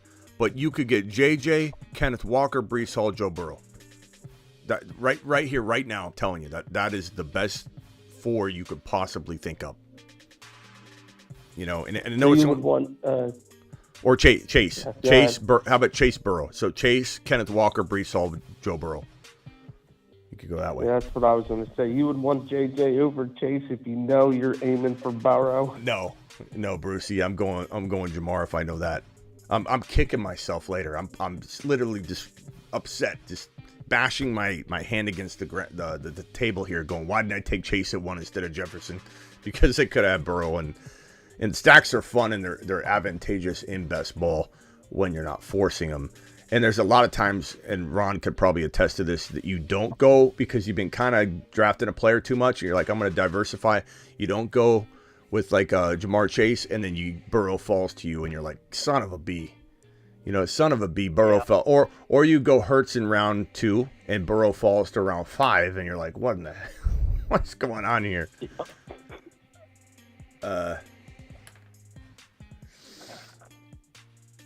Hating on her. When I first opened up, I was doing a lot of the early quarterbacks, the Hurts, the Mahomes, the Burrows, even Burrow. I mean, before he even fell. And then the second half of all my drafts, I've been kind of fading from the quarterbacks more, and so I've been switching it a little bit that way. I'm gonna be doing a video on this Jamar Chase. And it'll be Jamar Chase or JJ. Jamar Chase or JJ, Walker, Breece Hall, Joe Burrow. Because Joe Burrow's ADP is changing, we need a video on this. This is the ultimate 4. I'm going to create an animation graphic for it, a video, animation that says, like, what do we call that? It's like we don't want to call it a tripod necessarily or a quad pod or anything like that. Let's come up with something new. What is JJ, Walker, Breece Hall, Joe Burrow? Let's vote in the chat. What are we calling that? The Magnificent 4? The Magnificent 4? The what? The 4 Horsemen.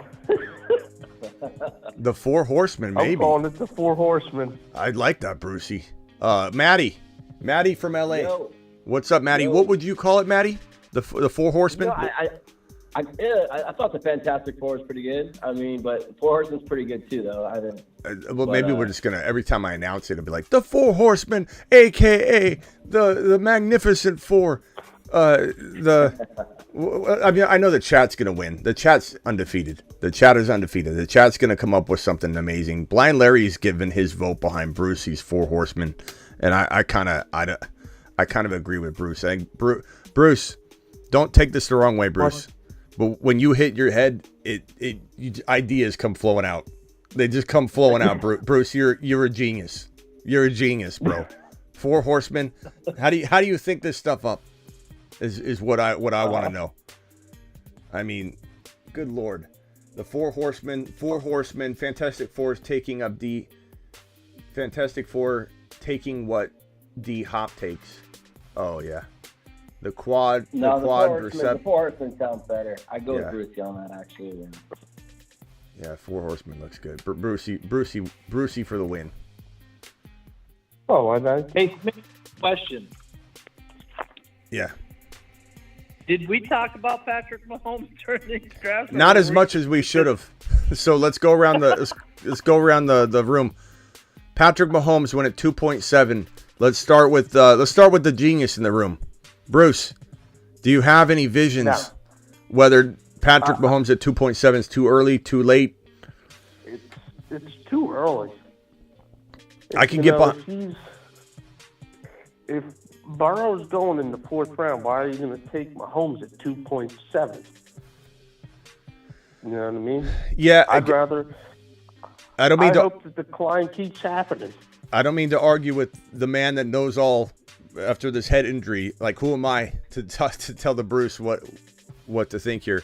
But the only thing I'll say though is that, okay, so similar to when I was arguing with Ben earlier, if you take Mahomes in the second round versus, let's say, Justin Fields at the end of 3, what's the apples to apples comparison? So if we look at this board right here, Waddle went at 20, Amon-Ra went at 17. So let's use one of those wide receivers. So let's say taking Patrick Mahomes doesn't afford you to take a wide receiver, so you take Waddle, okay, and you take Fields. Now let's go where Fields is, and let's see where we have Fields and Joe Burrow. There's Travis Etienne, Ramondre Stevenson. I'm trying to look at the round down. So the thing you got to ask yourself is, do you like Etienne or Ramondre with Mahomes early, or do you like Waddle and Fields? I do think you make some good points that why take Mahomes that early, but it depends on what you're taking in place of Mahomes. You know what I mean? If it's Hall or Walker, I don't think you replicate Hall or Walker as easily in round 3. But if you're taking a wide receiver, I do think maybe, or if you're just taking like it's a flex spot or it's a wide receiver or running back, right. I think there's an argument to be made that Patrick Mahomes and Etienne is as good as going Waddle or St. Brown with Fields.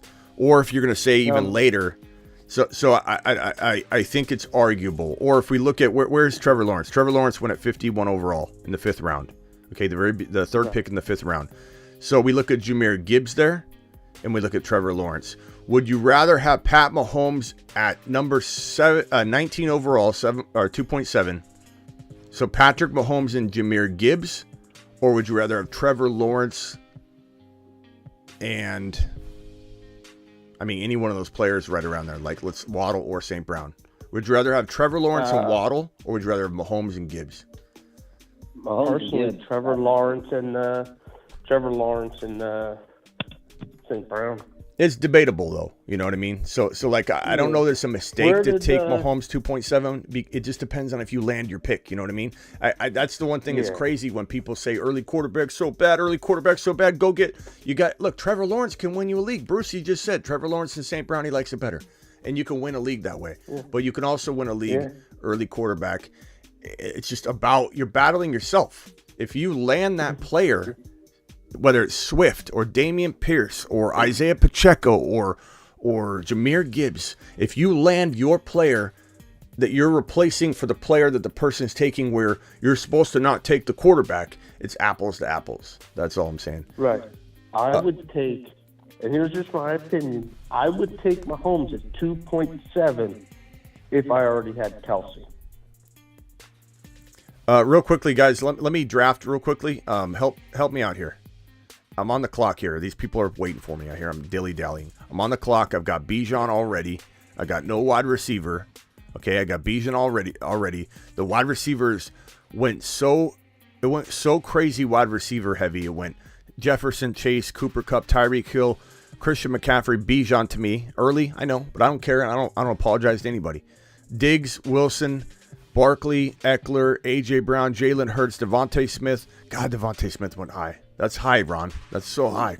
But I know you're stacking them. So I get it. But CeeDee Lamb, Amon-Ra, Waddle, Kelsey. How did Kelsey fall to 17 overall? Everybody just kept grabbing wide receivers. They forgot Kelsey was there. Kenneth Walker. Okay, so do I go? I already got Bijan with the wide receivers flying off the board. Adams is there. And I don't really like Adams. I know some of you are going to say Adams. I just don't know if I can take him. I like Olave. I like Olave here. If I'm not going Olave or Adams, it's either JT, Breece Hall, or Josh Allen, Mahomes. And I don't think I need to go quarterback here because I'm already kind of chasing wide receiver here. So I think I'm going to go Olave. What do you guys think? I think that why should we give you our opinion and help you win your own autographed Wilson jersey? Well, the thing is, we're going against you. The thing is, it looks good. It looks better on me. It looks better on me. I can help him. I'm not in it. Yeah, I'm not going to win it. If I win it, I'm giving away to second place. Brucey, Let's go Olave, Brucey. I'm going All right, Olave. let's go Olave. Okay. I may like Devontae Adams because he's with Jimmy G, but not that high. Bruce, who am I to argue with you at this point? You know. He's got. I like Jimmy G. And, I met Jimmy G. Hey, to Sandu's question here, I want to address this because I think people sometimes get confused over my best player available approach when I take a wide receiver like this and they think, oh, isn't Hall the best player available? Hall and Olave are arguable. When all things are arguable, I revert to, like, here's the thing. Best player available is all-encompassing. Best player available takes into account your team need. Best player available, my definition of best player available isn't the highest ranked player left. That's called drafting like a robot. That's called drafting off auto draft. My best player available approach is this simple.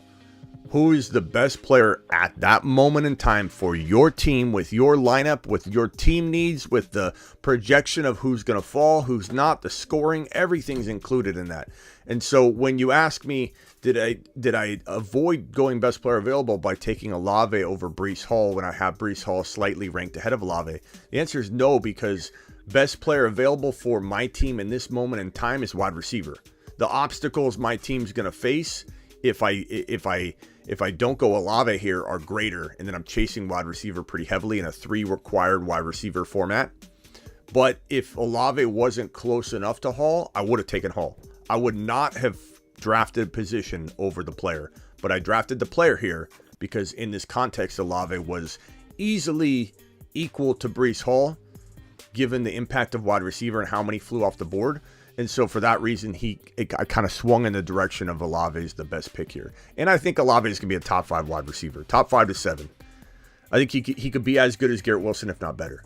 I really think he's going to have a phenomenal year. Olave's in a better spot than Garrett Wilson to some degree because he's the clear wide receiver 1, and the Saints are going to throw a lot.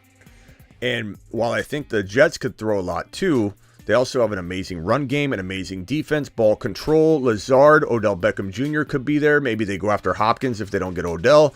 Maybe they're not done. Maybe they go get another wide receiver. There's a lot of, I don't know. There's a lot of moving parts. Tresnor says, Smitty, do you ever win? You're so bad. Thanks, Tresnor. Appreciate you being here. Tresnor, I'm a little concerned as to why you're here. If I'm so bad, why are you watching? Why are you wasting time right now at 2:19 a.m. Eastern? Or if you're on the West Coast, 11:19 p.m. What are you doing here? Why would you waste time with someone you think is so bad? Do I ever win? No, Tresner. I've been surviving in the industry professionally as a professional fantasy football analyst for 20 plus years, over 2 decades, just completely losing my ass. Every single year, I'm horrible. I'm god awful, and everybody in here watching just loves they pity on me. All they do is they come in here, they feel bad for me, they make fun of me behind my back, and that's all this is. It's a big pity party, Tresner. But I appreciate you being here and being a part of it. Sorry, Bruce, go ahead. Oh, no. I was going to say, I forget my Bruce tells Smitty about our secret conversations. Yeah. What? Oh. Ron was like, never mind. Ron, I'll tell you. Hall is... Don't tell Smitty about our secret conversations. Oh, yeah. Yeah. Our secret conversations. Hall is the first... I was thinking of with the Jets, they don't even have Rodgers yet. And they signed all these different receivers like N'Keal Harmon. I think they can use him as a running back too. N'Keal Harmon, he's a little injury prone, but yeah, I mean, what he is a great special teams guy too. Very good special teams guy. Sandu says Hall is a first rounder. Too early to worry about needs, but understand what you're saying. It is and it isn't too early to worry about needs.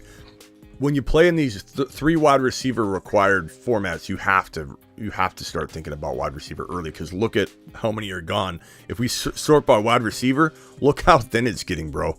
You're down to Jerry Jeudy at the bottom of this, like that's about 10 wide receivers, give or take, and then Jerry Jeudy. Like, I mean, you don't, if I didn't go wide receiver, I'd be looking at Jerry Jeudy as my wide receiver 1. So you got to kind of take into account.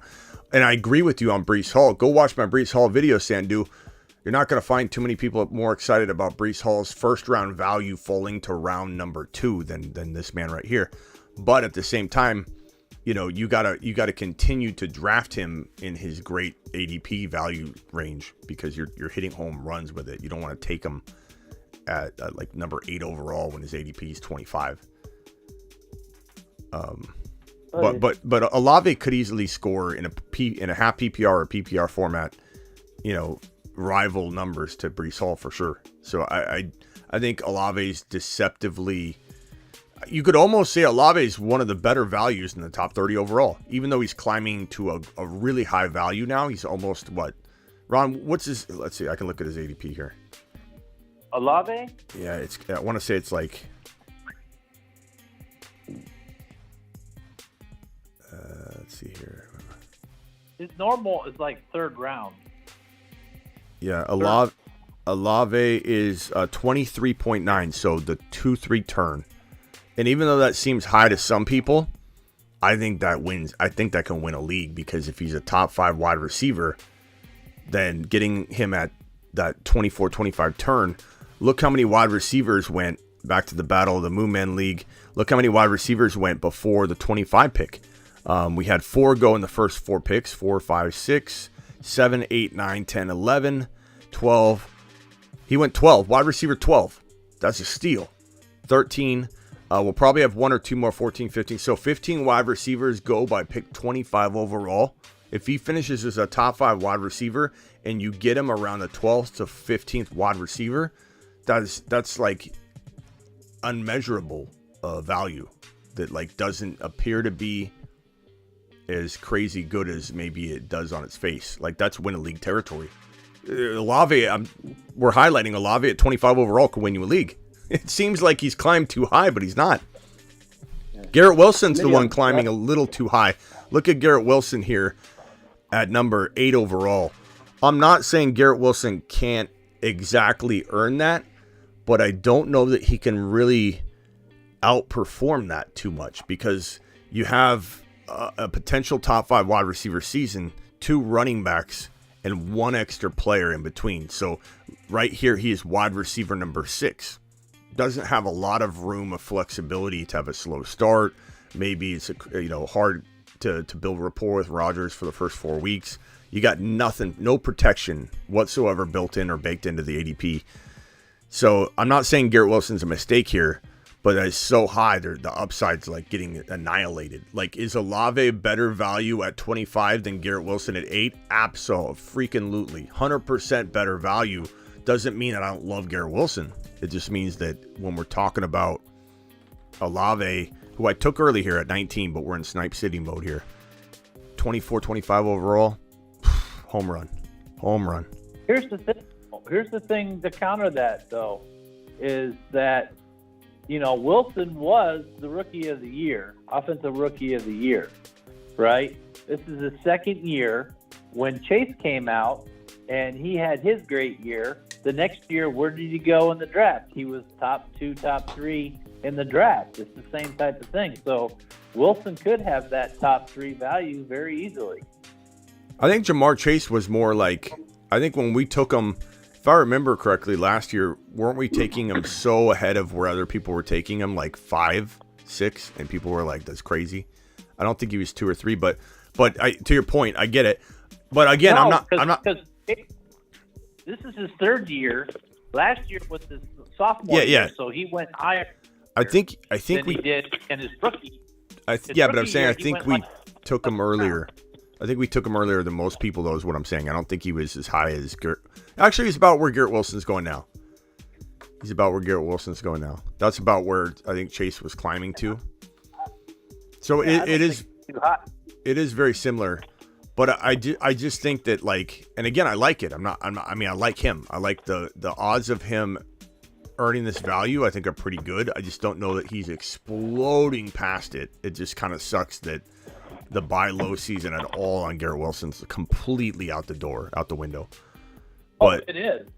I would think four coming up, but it's just not our community, Smitty. I mean, he's being pushed up all over the place. It's not just in our drafts. It's all over it. Yeah. I see it every draft.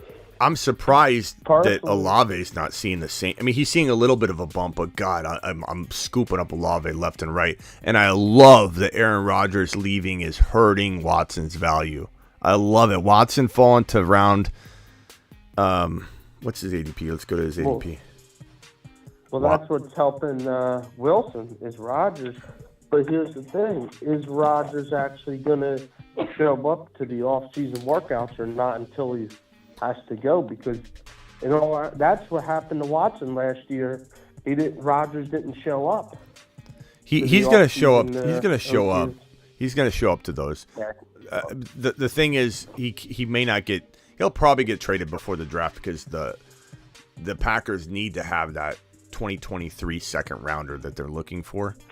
But I think ultimately, Aaron Rodgers is. He's not going to do what Brady did. You know, he'll be fine. He'll be fine. He'll be there. I think he's going to be really ultra excited to, similar to the Packers. Think of this like a couple breaking up. Like what do you do when you break up? You get in shape immediately. Immediately, you start working on that physique. You get in the best shape of your life. You start doing the things that the other person probably wanted you to do, and you start doing them heavy, right? So what do you think Aaron Rodgers is going to do? He's going to look like the best team player and best teammate, best quarterback, best leader, most involved person you've ever heard, answering his phone, talking to ownership. He's going to be doing everything that he didn't do for the Packers in their mind. What are the Packers going to do?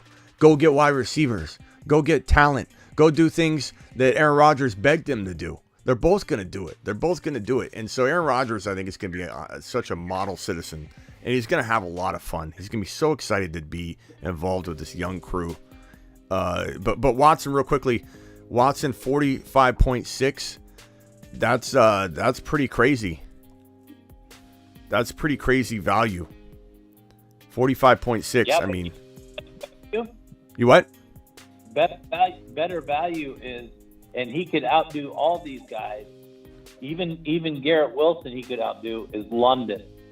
I love London. London is the sneaky pick that could outdo all these guys and get him at his where he's at his ADP now, because he has the ability to look. They're back to back now. Chase.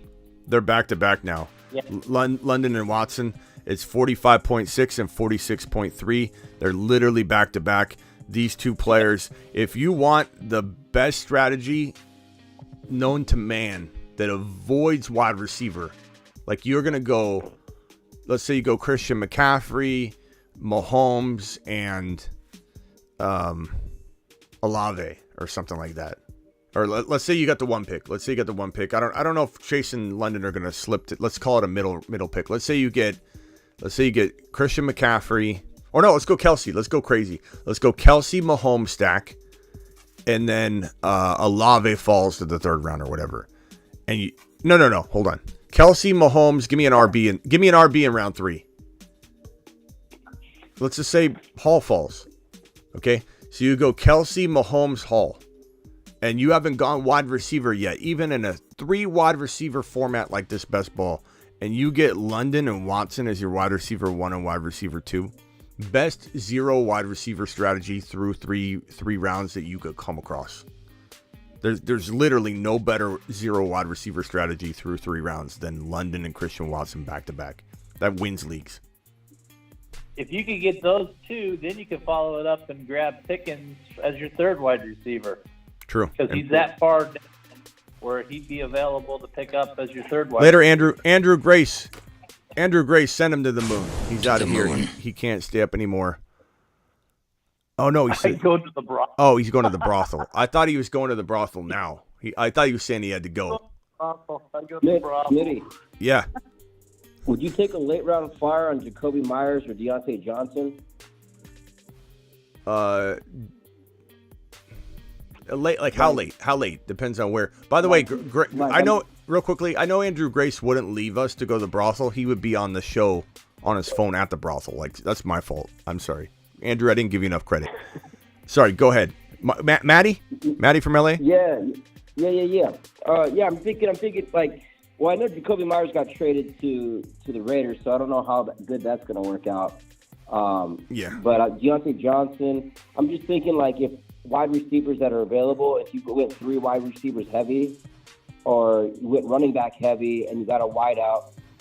I'm looking at like Jacoby Myers is like wide receiver ECR is 42, Deontay Johnson's right behind him at 43, Brandon Cooks, Michael Thomas, or would you wait for like a Juju Smith-Schuster? Let me go looking for him in this draft and let's talk about it. So, which wide receiver do you want to talk about first? Jacoby? Jacoby or Deontay? I mean, I think Deontay's might have another better season than Jacoby this year. I mean, but they're like fantasy pros has them right back to back on each other. I'm looking for him. I don't even see him in this draft. Where are they at? They're not even getting drafted. They're probably late rounders. Did Deontay really not get drafted at all in this draft? Did he not? Yeah, he did. Where is he? He's still technically a number 1, right? No. He's right around where Pickens goes. Look where Pickens went, and then he's right around that same area. Can someone find Deontay here? Tell me what draft slot. I'm showing the board right here. If anybody sees it. I don't know. He's in orange. He'll be in orange. Deontay Johnson. Claypool. Go up. Here's him. You're right. He might be up high, way higher than I thought. Like I said, look and see where Pickens is at, and then you'll find Devontae right around the same area. Oh, God, he went 79 in round 7. Oh, he did. Jeez. Okay. Jacoby Myers went right below him in the 9th round. Same person. So Cash Morris took him. Okay, bro, I was looking in like round 10 on. That kind of answers your question. That kind of answers your question, doesn't it? Oh, okay, so let's take a look. This is what I like to do. When someone gives me this question, I like to go to a board and let's look all around the player. Top, the round above it, the round below it. So looking at Deontay Johnson, mid-round 7. Right. Before his pick, Addison, Jahan Dotson, those are wide receivers. So Deontay's in the smack middle of the screen right now, 79. Let's head that direction now. Zay Flowers, Gabe Davis, Brandon Cooks, Michael Thomas. Honestly, this is like it doesn't feel like these are crazy reaches at wide receiver because the wide receivers are. Would I rather have Zay Flowers? 100%. Would I rather have Jordan Addison? 100%. Actually, 1,000% on both of those counts over Deontay, over Jacoby. But past that, I mean, it's very arguable. Traylon Burks, probably rather have Traylon Burks over Deontay, but Deontay's not that out of place. When I was looking at round 10, I probably should have been looking at round 7, 8. But I don't think I'm taking him. I think what it comes down to for me, bro, is look at Deontay Johnson. Who went right after Deontay? Isaiah Pacheco.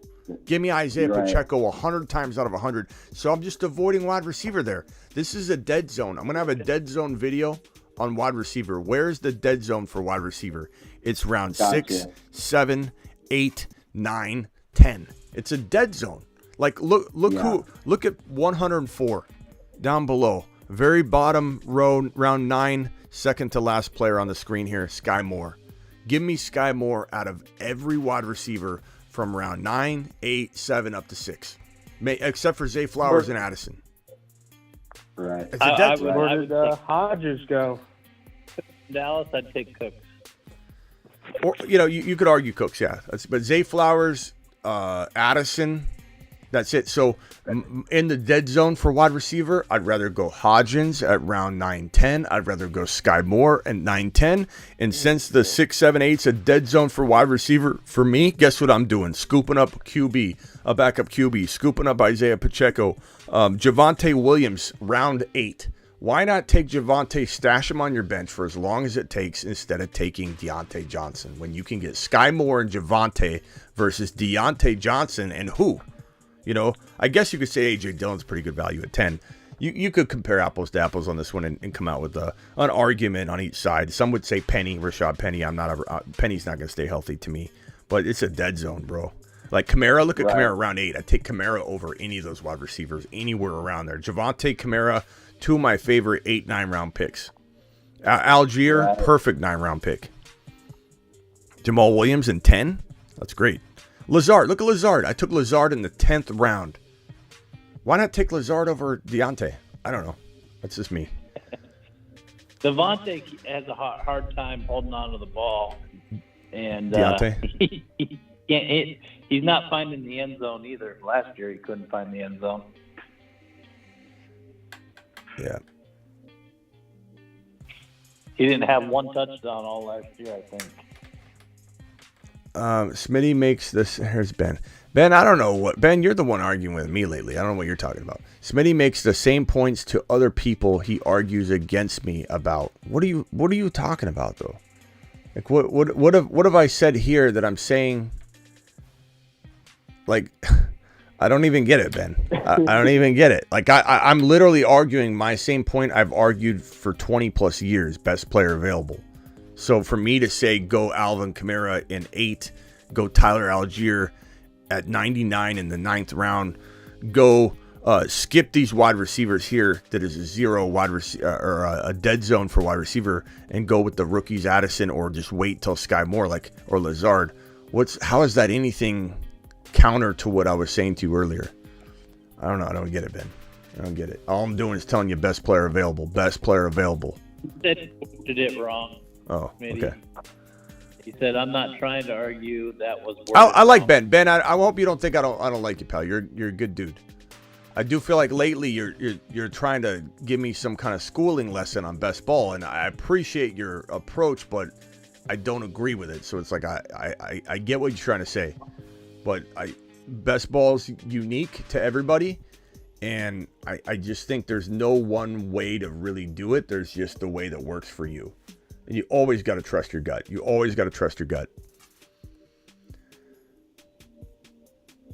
But I was saying that when we were talking about Olave and Garrett Wilson a few minutes ago. I don't know what you could have said about Olave and Garrett Wilson that I don't say like if you're saying that I'm switching up on Olave and Garrett Wilson, whenever Olave or Garrett Wilson are mentioned out of my mouth, it's glory. It's win a league. So I don't know what you mean. I still don't know what you mean. Step aside Deontay, it's Pickens time. You what? Here's the reality of it. We all have the ways that we draft. Okay? Some of us draft in a similar way, and some of us draft in a different way. It's like you got people out there that always want to go 0 running back or hero running back. You got those that want to go running back heavy from the beginning. And then you got those that let the draft fall to them and pick the best player available. And you're not going to tell a 0 running back person that believes wholeheartedly in it, you're not going to agree with the way they draft if you draft best player available, or if you draft running back heavy. And that's the reality of it. Yeah. You know, we all have different ways of doing it. The crazy part to me though, when people argue with whatever, like, and again, it's preference. I mean, this is my show. So when someone comes up with a argument against what I'm saying, you're going to get an unfair, like, tear down potentially of what's coming. And I'm okay with the criticism. I'm okay with differing opinions, but I'm not going to let up on my opinion that I'm literally unleashing on a show that has, 70 to 300 people in it coming to watch the product, right? This is just my perspective. And it's like, so I'm going to push back on people that come in saying that what I'm saying is wrong. It doesn't mean that I don't appreciate the pushback. Doesn't mean that I don't like the pushback or whatever. But it's like, the crazy part about my stance and take over the last 20 years, and it really doesn't change, is my approach encompasses every single one of your approaches that anybody out there thinks that they have a better approach than I do. Like, oh, Smitty, this is the way to go. This is the best approach. My approach includes your approach. And that might be why Ben's saying that I'm saying something that he was already trying to say, is because best player available leads you down all roads. It leads you down all roads. You go best player available. It's not like that's a strategy that is focused. That strategy might have you going running back. That strategy might have you going wide receiver, tight end, wide receiver. That strategy might have you going 0 wide receiver in a 3 wide receiver format where you get London and you get Watson in the 4th and 5th round, and you literally don't draft a wide receiver until round 4, and you're hitting home runs. Best player available will lead to all avenues, and it's all based on flow. And never drafting a position, you're always drafting the player. And sometimes it creates uncomfortable situations. Sometimes it creates a hole in your wide receiver 2. Sometimes it creates a hole at your running back 2. And you know what? I have my draft call on the fantasyfootballshow.com. You can order a $99 draft call where I'll literally spend a whole hour on the phone with you and help you draft over the phone, over Zoom, whatever you want. And we'll literally just break down your entire draft and smash your draft. I can't tell you how many worried Williams. How many worried Williams I've drafted with. I'm not going to say any names or anything like that. It's all private, and I'd never divulge that. But I've drafted with worried Williams that tell me, they literally say this. I swear to you, Ron. They say, Smitty, let's go something bold. Let's go, like, just wanted to live vicariously through my approach or something. They're a very conservative person, conservative Caleb, and they're a worried William, but they're pretending to be ready to go. Let's go wild. Let's be wild, wild Williams. And so we're sitting there, and they're like, okay, let's go wild. And what do you want to do? Let's go best player available. We don't need to choose anything. We're going to go best player available. We're going to go with the flow, but do you trust me? Yes, Smitty, I trust you. You trust me. I trust you. Okay, we're going to go best player available. We end up having a weak wide running back 2. It's very weak. We go running back, we go wide receiver, we go Joe Burrow. We got this crazy, crazy team that has the best value taken at every single pick. We're hitting home runs from every pick. But we drafted a team that has a weak running back 2. We're going to have Pacheco.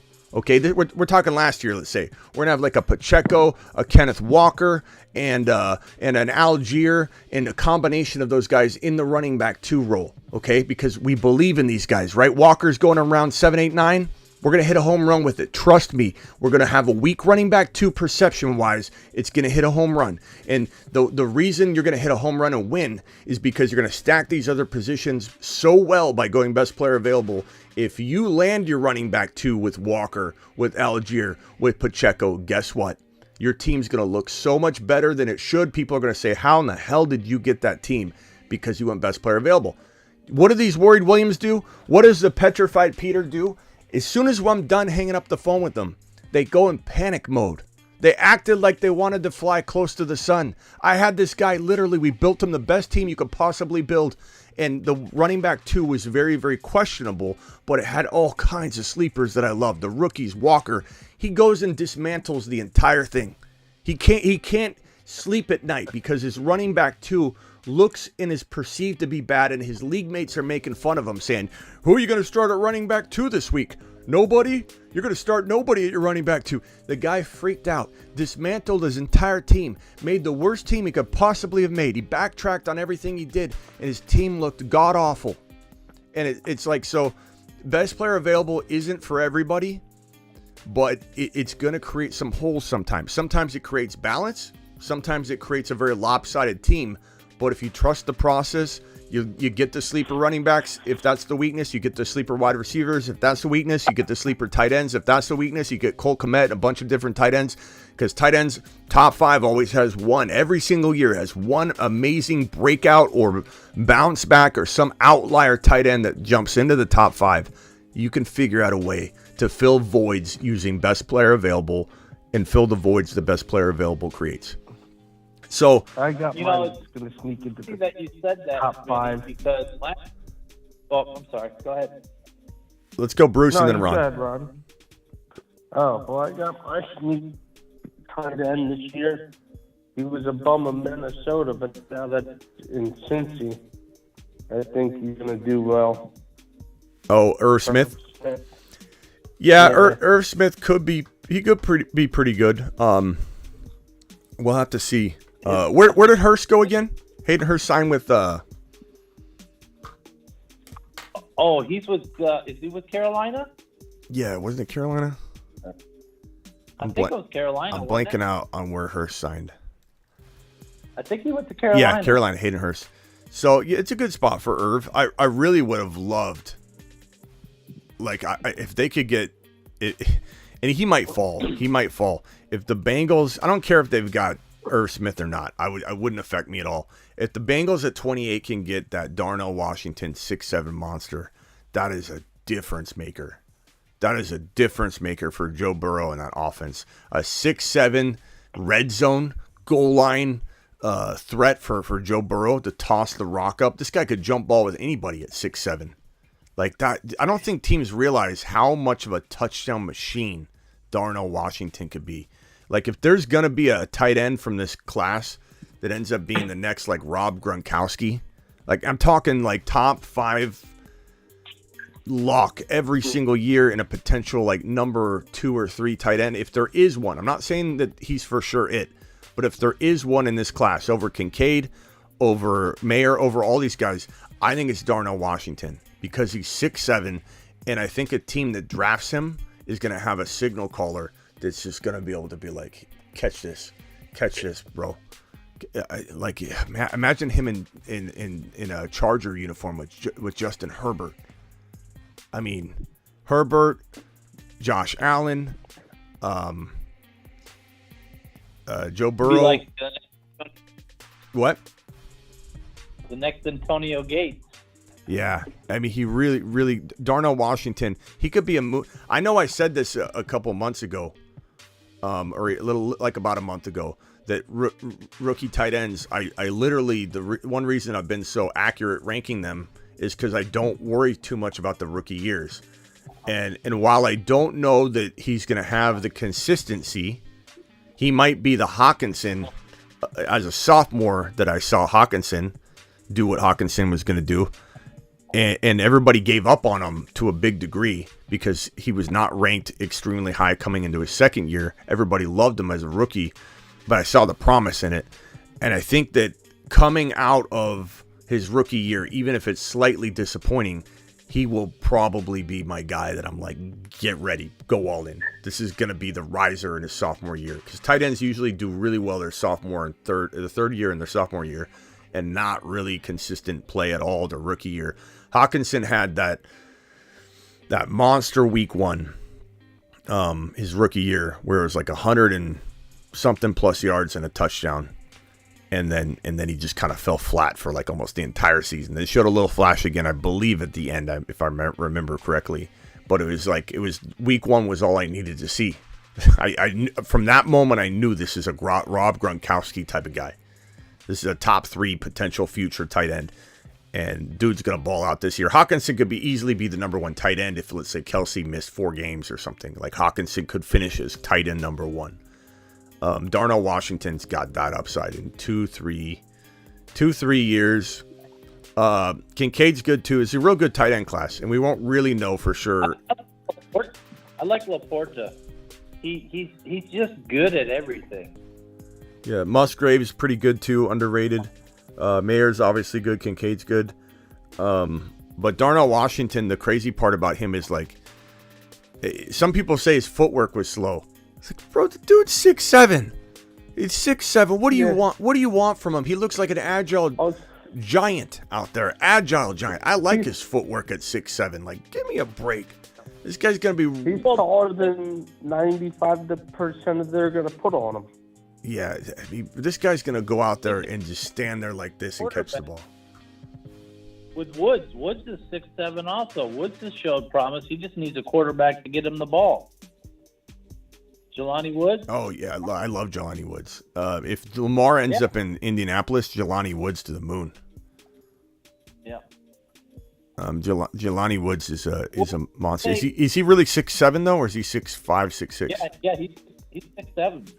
Let's see here. Yeah, he's a huge guy. He's huge. He's towering. Yeah, let's see. He is 6'7", or 6'7", 265. There's something I kind of feel like. I feel like it's kind of a prediction that the tight end position is going to turn into a 6'7" position. You're going to be 6'6", 6'7", 6'8" at the tight end position. This is when the tight ends took over, the basketball players took over the tight end position. That I think we're seeing a similar transition here very, very soon. Within 1 to 3 calendar years, the majority of the tight ends coming out that are amazing prospects will all be like 6'5", 6'6", 6'7". Tony Gonzalez is the one that started that. I mean, he's the one that basically took his basketball skills of being able to box out his defenders and be able to catch the ball. I mean, he used that perfectly. I mean, he set that position for others to follow and how to do it. Because you saw after he did it, then you had Antonio Gates doing it. You had all these tight ends starting to do that, and they were bigger guys, and they were all had background in basketball. Mm-hmm. Yep. So, yeah, Matt, that's what started it. Oh, Matt, did you hang up, bro? Matt, you didn't even say bye. No, hey, Smitty, no, I gotta go lock up, man. I'm still at work right now, but Hey, don't tell us where you work, but what line of work is it? Oh, it's just a nighttime gig. I work as a building manager at a college right here, and it's outside of LA County. It looks like Cali because of the palm trees. I like it, bro. All right, man. Stay safe. Appreciate you calling anytime, Matty. We got you in the phone line. We need to see more of you. All right. Got you, buddy. Appreciate you, Smitty. All right. Later, guys. Later. Hey, Steven. Later. Steven, you've been quiet. What do you got? Hey, sorry, man. You guys have been talking, so I've just been waiting. I apologize. So I just had a dynasty question. Do you sometimes take like preseason news as almost like as like stocks, like with like depending on some of the dynasty players, depending on the type of news? Like there's like a lot of like older players, like for instance, like Aaron Rodgers and stuff. Like if you think that some guys are like towards like the tail end, if they end up like switching teams, it's gonna boost up like ratings for like other guys. Like you use like that news that one guy going to the team is gonna bump up somebody else, and then like you would like use that to like trade them and take advantage of that, or is that just stuff that you just take a chance of keeping a guy, or do you just like take a chance of trade? Case by case, bro. I think blanket statements are so hard to use in this business because it just comes down to what is that player. Is that player someone I really believe in? Does the changing of location help them? Does the preseason outing? Here's two examples. Okay, you see, I'm trying to think of an example of. Let's see. Adam Thielen. Minnesota to Carolina. I would say let's use Pickens as an example. Pickens, I forget if it was in the preseason or just the offseason, but you see something and you're like, wow, this guy's going to be the number one wide receiver on the Steelers offense. And the transition is going to happen during his rookie year. You know how much hate I got on Instagram when I posted that? So much. And everyone's like, you're using this one thing, you're using that preseason hype or this or that. And it's telling. You see what's coming, and you just have to digest the information that is legitimately forecasting and foreshadowing, and you got to be able to ignore the buzz. And to be honest with you, it's not always easy to tell the preseason hype or the offseason hype from the actual legit information that's storytelling that tells you what's going on. I'm not going to pretend to say I get it right all the time, but when you've done this as long as I have, it's easier to tell. Example would have been during, I don't know, any of you, Steven, you probably were even sharding in your diapers at this point, but Marshall Faulk, when Marshall Faulk was playing ball, Marshall Faulk was on the decline. He was a number 1, number 2, number 3 running back in fantasy football for, God, how many years? And his decline year, going into his decline year, everybody smelled it coming. They're like, just like Derrick Henry was top 5 last year, and Henry's going in the 3rd round now. People are worried as can be about it, right? Faulk's decline year was coming. He fell outside of the top like 10 to 12 for the first time ever. And he goes out in the preseason, and in the first quarter, I think, or at least the first half, he had 3 TDs in a preseason game. And that was Marshall Faulk did. He scored 2 and 3 TD games, the greatest show on turf. This guy goes out in his decline preseason, heading into his decline year, scores 3 TDs in less than one half. and he shot up everybody's draft board. It happened during August, if I remember correctly, and people were in the middle of drafts. We were in the middle of a draft. Bro, I think I took him in one of my leagues. I was going to fade him. I'm like, I'm fading him. I saw this. I was drafted the next day or drafting that same day, and I drafted him in the top 3. He busted. So, like, you just never know. It's case by case. Or you look at Dobbs. Remember how good Dobbs looked early on in the preseason? We thought Dobbs is going to be Rodgers' guy. Yeah. And then guess what? It wasn't. It was the guy that we thought it was going to be at the beginning all along was Watson. And so it's case by case. It's hard to digest it, but you start to learn a little bit as you practice, like observing it. I don't prescribe to the whole, hey, preseason doesn't matter. Preseason doesn't matter. I disagree with that. I just think and 40 times don't matter. 40 times don't matter. Smitty, combines don't matter. Pro days don't matter. To a degree, there's a lot of misuse of the information that comes out of a preseason, a pro day, a 40 time.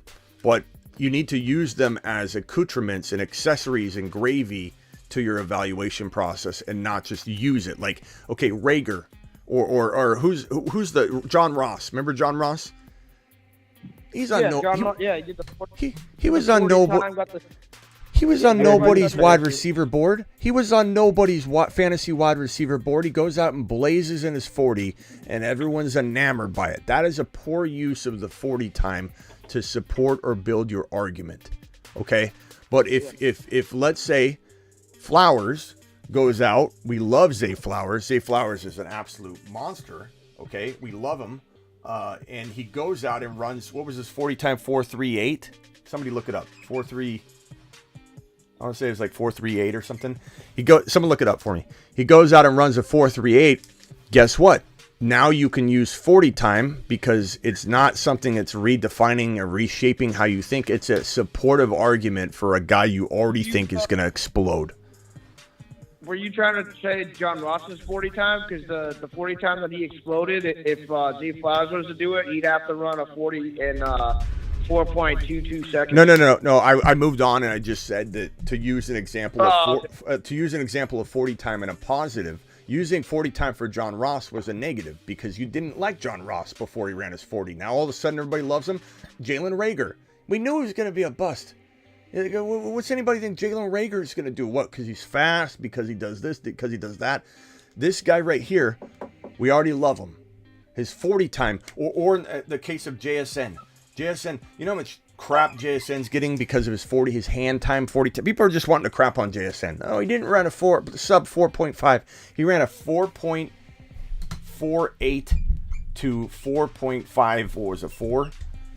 And yeah, maybe it was 4.5 flat, whatever the case may be. But 40 time helps JSN. This 40 time JSN ran, which is so much faster than anybody thought he could get to. You know what that tells me, Steven? It tells me that a couple things. One, the time's great. The time's fast. That means he's not going to be chased down by defensive backs as much as we would think. But you know what it also tells me? He wasn't running this, Steven. He wasn't coming close to 4.48, especially on the field in his game film. He was getting chased down left and right. The fact that this guy improved upon his speed already tells me this guy's a physical specimen that at the NFL level, he might take leaps and bounds in terms of steps in athleticism. Like JSN, to be able to improve upon his speed to this degree this quickly, who knows what he's going to learn. He's going to level up his game at the NFL level a lot. Like, I'm starting to really become a JSN believer. And I keep saying that this wide receiver class might only feed us one top 10 wide receiver. Maybe it feeds us a top 8, top 7. Maybe JSN is that good if he lands in the right spot. But this is supportive evidence that this guy, this 40 times, just an amazing thing to add to what we already feel about him. Or the cone drill. He's a great route runner, but he's not so fast. Well, he goes out, runs a great 40, and his cone drill through the roof. He's going to run great routes at the NFL level. All right. John Ross 4.22. Yeah, that was. I mean, it doesn't mean anything by itself.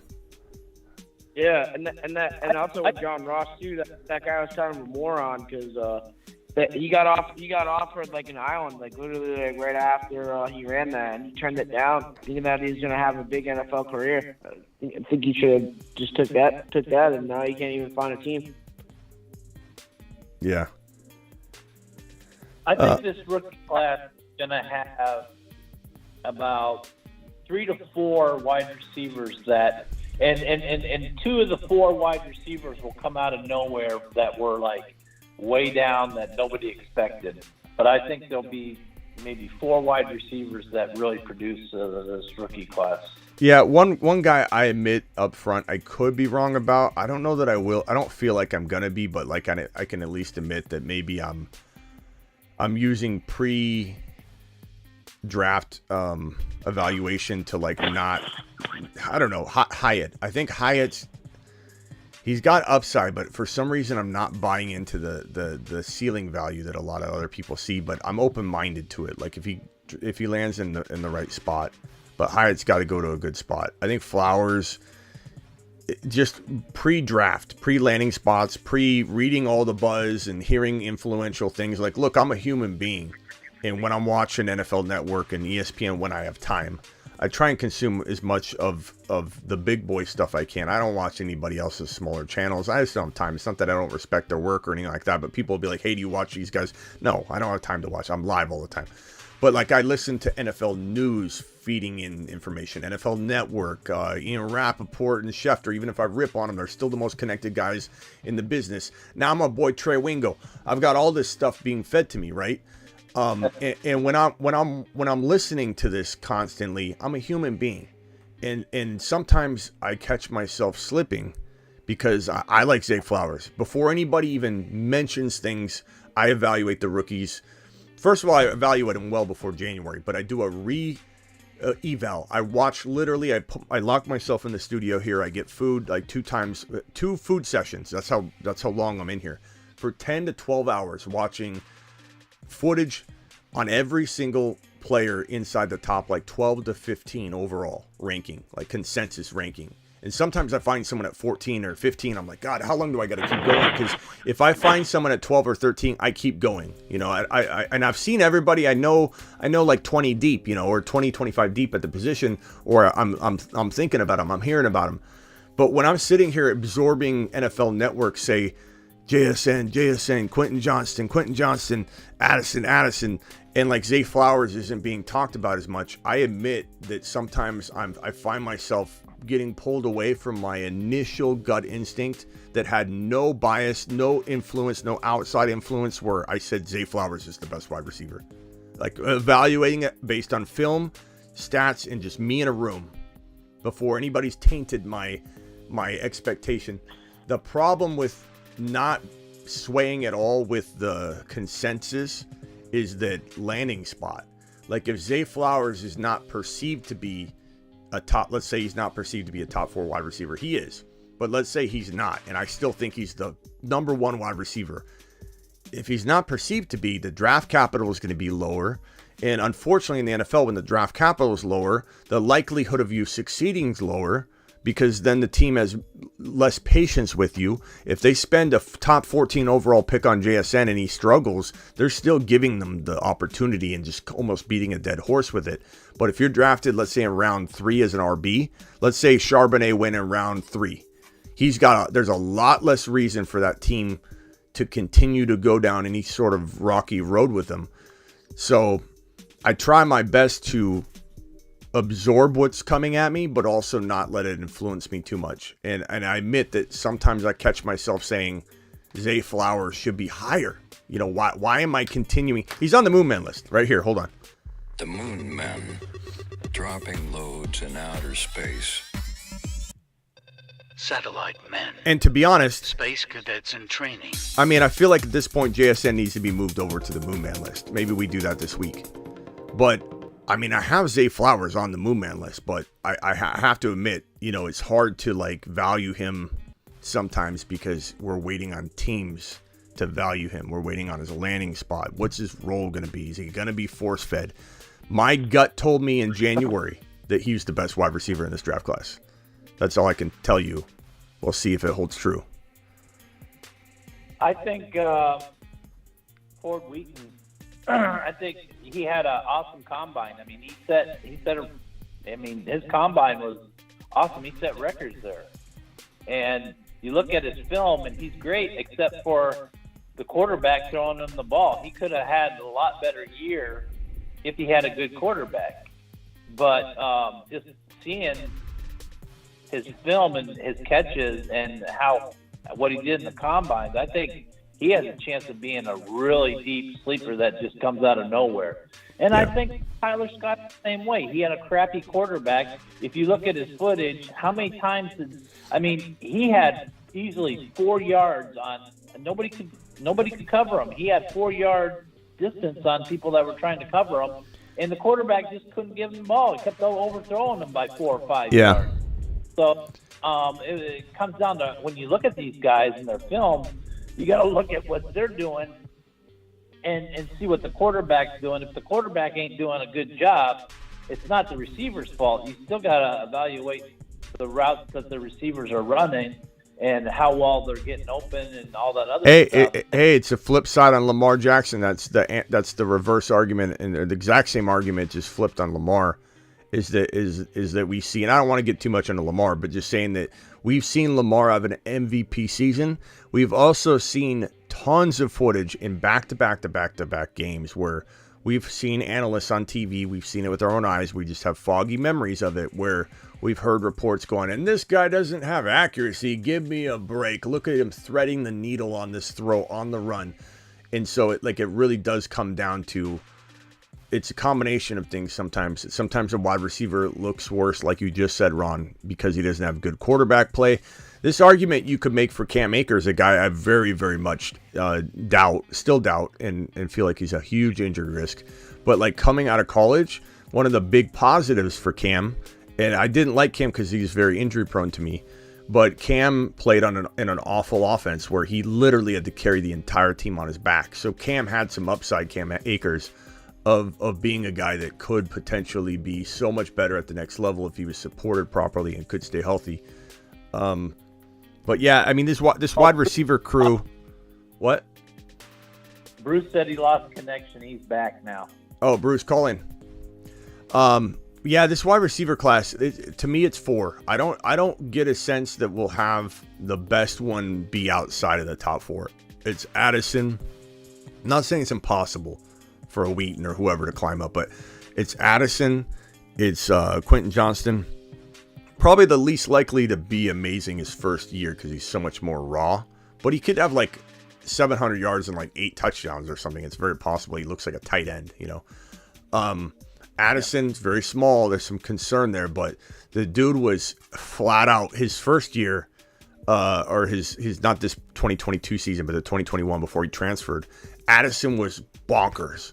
Just straight, clear as day, number 1 wide receiver in the draft class by far. Just by far. Like JSN looked impressive. JSN, keep in mind, JSN, who had his monster year when he was technically speaking the 3rd receiver on the team. Garrett Wilson called JSN the best wide receiver he's ever played with. Like that was a crazy statement by Garrett Wilson, who played with him. And I mean, the season this guy had with all that talent on the roster was crazy. JSN's got so much upside. And really speed was the only thing holding him back. Now that he runs a 4.48 to 4.52, whatever you want to say, I don't care if it's hand timed. I'm starting to reconsider that JSN doesn't have more value than Flowers. But again, sometimes just me being completely honest, being a human being and being influenced by just hearing things over and over, just beating a dead horse on stuff. I don't know how I feel. I feel like I need a little distance from it all to really see clearly on whether Flowers has been overtaken by JSN. I think what it's going to be for me is landing spot. Once we have the landing spots, I'll be able to kind of reset my expectation for both. I don't think there really needs to be a definite answer from me right now, whether it's Flowers or JSN or Flowers. And it could be Addison. Like landing spots needed at this point. Like it's so cloudy in my head because I love all 3 of them. It's going to be landing spot. But I think that the elite player that could become top 7 to 10, top 6 to 10 maybe in this draft class, and I think there will only probably be one of them. I don't think this is the 2022 class at all. It doesn't even hold a candle to it. There will be one that breaks into that top 7 to 10, and it's probably JSN at this moment in time based on the likelihood of him landing in a great spot. But we can't rule out Addison. We can't rule out Flowers, and we really can't rule out Quentin Johnston yet. But probably the least likely of the crew. But it's a good class. It's just not as good. I mean, we were spoiled with this 20. Look at this 2022 class. The Moon Men dropping loads in outer space. I mean, Garrett Wilson, Olave, Watson, London, Space Pickens. Moses. I mean, you're talking about well over 50% of the entire top 10 is sophomore wide receivers, you know? It's crazy. But, Brucey, welcome back. Oh, thank you. The sad part for me is, well, it can't be sad. I don't care about their 40 times. I just want to see their hands. I want to see if they drop a pass. Who? You know what I mean? Who drop a pass? Like when the receivers, we were talking about their 40 times and all that. I'm more of, I just want to see your hands work. Yeah. Yeah, I think like there should be no. I don't care about your 40 time. You better be catching. Yeah, the 40 times, they're important to me. But again, they're added bonuses to just kind of hammer home things. Like if JSN didn't run a 4.48 to 4.52 40 right, and timed whatever, I don't think I would have let it affect me too much. It wouldn't have been a negative, but him running a 4.48 to 4.52 is a positive. Like, it puts him in a new tier for me. It does. Right. It's a big difference, mainly because of what I said earlier. It's not so much the time itself, it's the fact that he did it. The fact that he, a slower considered wide receiver, and you could see it in his film, turned himself into a fast man. That's an unbelievable amount of physical skill to be able to do that. I mean, he worked that time very, very well. That's a huge upgrade. Another guy I like. I just want to be on the record that of saying, about Scott and Ford, that I want to be on the record. We got saying you. That I think one of those two are gonna jump way up and have a heck of a year. Hey, Ron, do you like Wheaton? Yeah. And I like Scott. And here's the thing. Most of the receivers in the draft, you'll agree with this, are slot wide receivers. And Scott is more of an outside. He can go to the inside, but he's one of the few that is an outside wide receiver, also considered an outside wide receiver. So I think he has a skill set. If a team like Kansas City gets a hold of him, watch out. He's going to the moon. I think Tank Dell, I really like a lot as well. Nathaniel Dell. Tank Dell he's the problem is he's very, very, very small. Like a little bit more small than anyone's comfortable with, but he's smooth and we'll see. He's got to go to like a special place. He's got to go. There's probably like 1 or 2, 3, 4 places that he could go to get the most out of him. Kind of keep in mind like Darren Sproles. If Darren Sproles would have went anywhere else in his career, maybe he never evolved. If Alvin Kamara didn't go to New Orleans and play under Sean Payton and get utilized the way he was, maybe Alvin Kamara never would have evolved.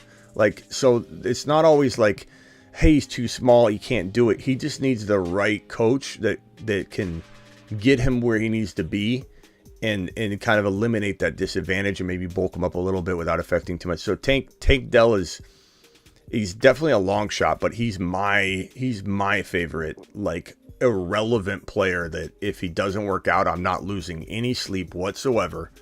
But I think that in the right spot, this could be one of those super crafty Antonio Brown like players. But he's got to get a little lucky. He's got to get quite a bit lucky. Same thing with Deuce Vaughn. Deuce Vaughn is so small, but he looks big. He plays big. He runs big. He looks big on camera. Like, you would never know that Deuce Vaughn wasn't any. You would think he's much bigger than than like Tank Bigsby. Like just looking at him on it, just he doesn't look small at all. He's compact. If Deuce Vaughn went to the right spot, then he would thrive, but he could also be a complete nothing burger in the NFL. It's just so dependent. Real quickly, Joe says, what do you think of Javonte this year? Will he have a Kamara-like role in Sean Payton's offense? And I think Ben said something to this point too, or he responded, I know that's a question for Smitty, but I'm avoiding Javonte unless I get 15 plus pick value on his ADP. There's no running backs left. Maybe he's I think to Ben's point and to the degree we've already emphasized all over the place, he's a guy that you take instead of, like I said, instead of taking Deontay, I'd rather take Sky Moore 3 rounds down. I'd rather take Sky Moore or Isaiah Hodgins over taking a Jacoby Myers, over taking a Deontay Johnson. And in that draft slot, I take Javonte and stash him. So Javonte, plan on him not being ready for week 1. And if he is, then good God, you have good value. But if not, at least you've baked it in. And even then, even if he comes back, let's say, in week 3 or 4, what's the running back room look like? Who did Sean Payton bring in? Did he draft a Sean Tucker or Tank Bigsby, and now it's just a big mess? Or are they going to roll with what they got? Maybe bring in another back that's not a big threat. And Javonte's got a wide open, running back room that's all his. The keys to the lineup are his. And we get to see him kind of get going around week 5, 6, 7. I love Javonte in best ball around the territories that we're talking. Deontay Johnson, round 7, 8, 9. I don't like that value. Jacoby Myers, 7, 8, 9. I don't like that value. Javonte, round 8 is beautiful in best ball because you don't have to make a single decision to start him. He started for you when he breaks out. Redraft's a little more tricky. I feel like maybe a round later is acceptable. So I'd probably say like Javonte round 8 or 9 in redraft versus like 8. I don't know if he'll fall to 10. That would be ideal. But Javante's a bench running back, like secret weapon, and that's the only thing you can do. He had 2 ligament injuries, not just one. It was the LCL and the ACL. Breece Hall had just the ACL. Breece Hall's well ahead of schedule. Javonte was thought to be not well behind schedule, but he was behind schedule. And then a report came out saying he might be ready for week 1. A report came out said he'd be on the PUP. A report came out that said that potentially they're going to add more running backs. There's news all over the place on Javonte, and he's a very, very cloudy situation comparative to Breece Hall, who I believe we're going to hear, just like I said, you'd hear that he's ahead of schedule, and we heard that months later. We're going to hear phrases like doesn't look like he even tore his ACL. He's going to be completely ready for camp, let alone week 1. ACL injuries are a concern, especially compensation injuries. Look at Dalvin Cook coming back from his ACL tear. Hamstring injuries, awful season. Saquon Barkley, first year back, total awful debacle season considering the cost of entry was like 5 overall for Barkley. He didn't show up until the very end of the season, essentially. Could Breece Hall be that player?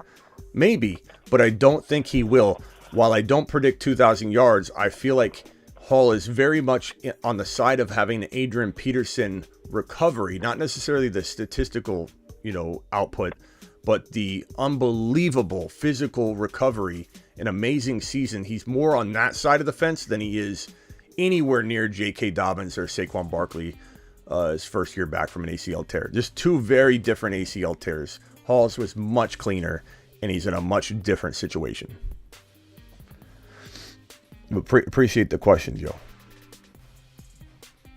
I'm probably going to get going here, guys. Can I go one at a time here? Let's go to Steven. Steven, you got final words? Yeah, just a question. I know you've been talking about Isaiah Hodgins a lot. What are your thoughts on Wan'Dale Robinson? Because I know that he had a couple games where he did stuff. Is it just depend on how he looks after the ACL injury? If you hear like any good news, and maybe you'll dive right back into the guy, or is he just someone that you don't want? He tore his ACL in November, so it was kind of a late tear. Not a super late tear, but it was not an early tear. What week was that? It was week 11, I think. We haven't heard anything on him, man.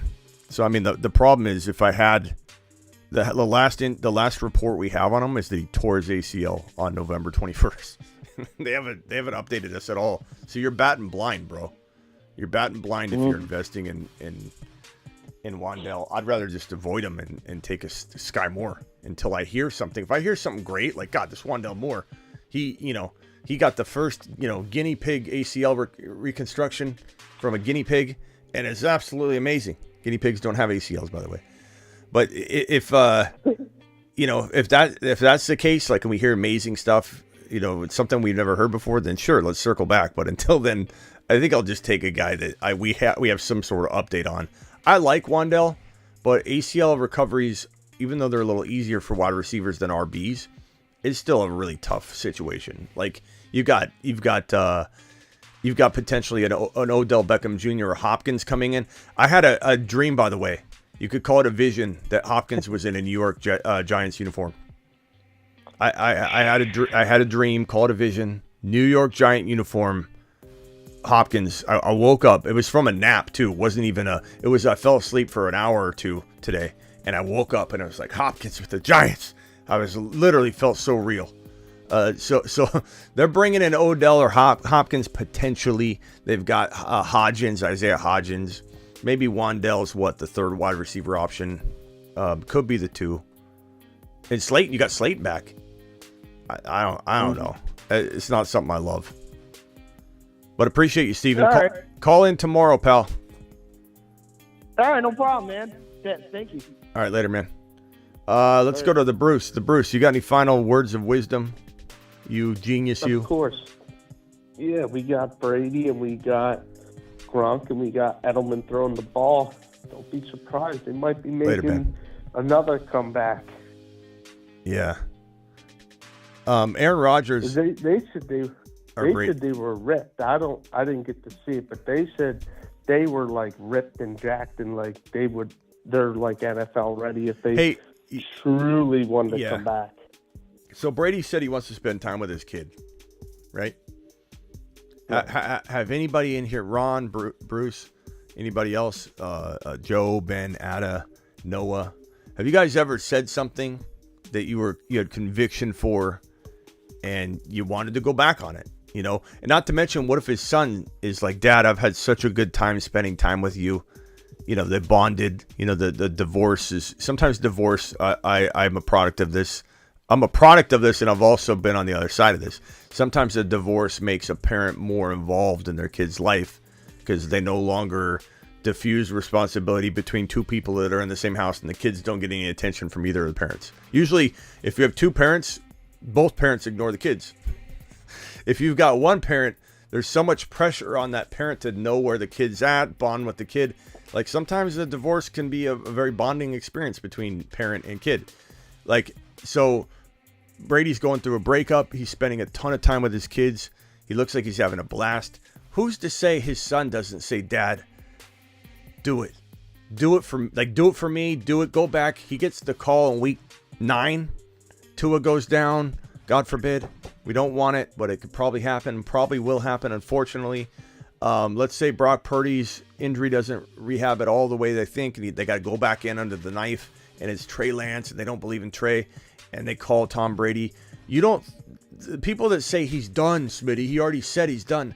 Do these people really think that Brady's not capable? The same guy that retired and a month later came back. You're telling me there's not a world you can't envision where his son and him and everybody in his life wants him to do it. And they're like, look, you don't have to go through, this is different. You don't have to go through any of the training camp, the off season. You literally just walk in the door and you play for like 2 months, and his son can come with him everywhere. I feel it. It's hard to believe that the door's 100% closed. Is it likely? I don't know. But if the Niners called him, John Lynch called him, because Shanahan won't call him. Shanahan wants nothing to do with Brady. He's proven that in the past. But John Lynch is making calls now, I think, and decisions on his own.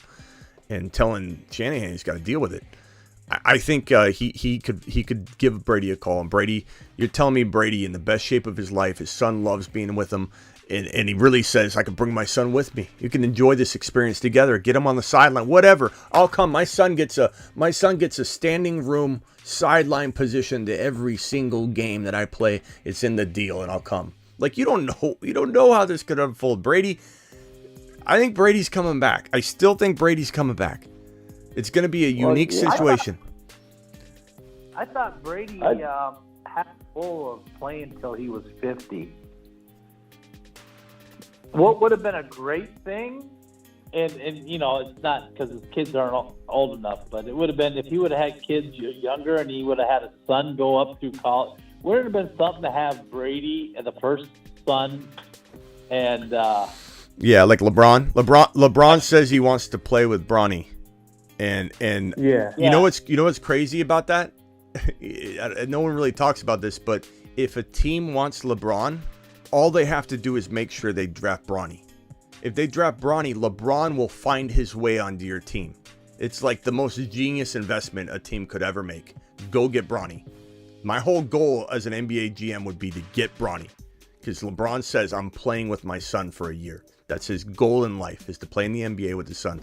But real quickly, back to, and this is what we've talked about on the show a lot. To Ben's point here, is that Rodgers. There's a couple reasons, tangible reasons Rodgers would and could come back, and there's signs of it. Number one, his broadcasting career doesn't start until 2024, so he left this wide open.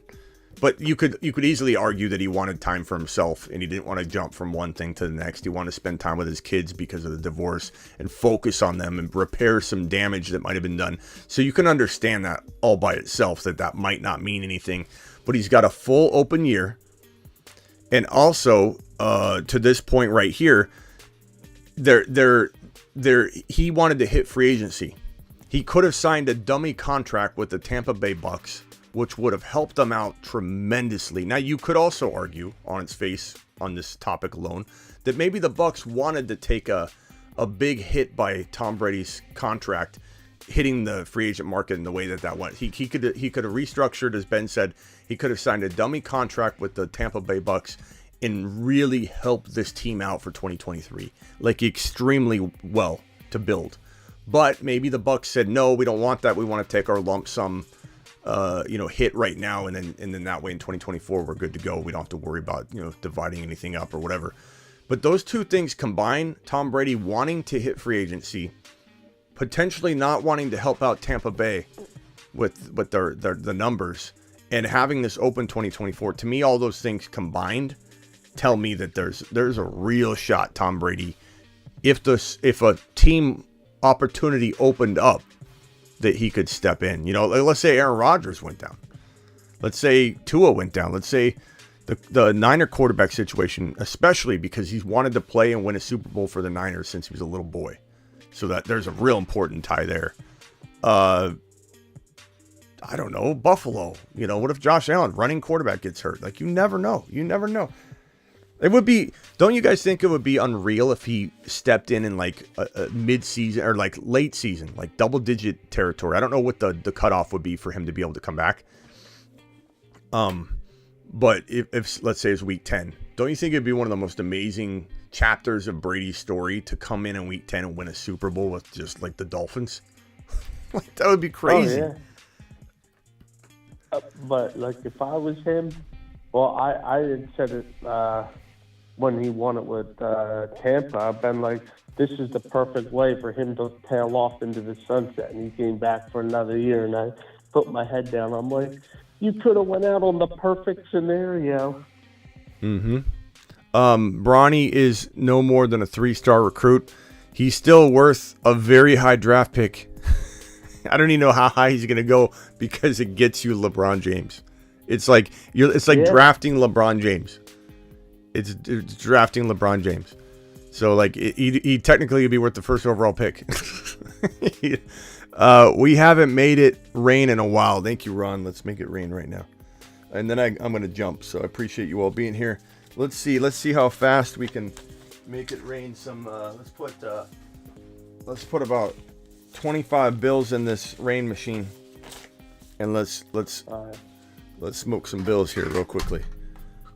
None of the teams that Brady wants to go to want him, says Noah E. Figures Noah would say that. Negative Noah. I mean, Noah, we don't know that, Noah E. We have no idea. No one's come out and said that. No one said we won't. If we lose our quarterbacks, we won't go after Tom Brady.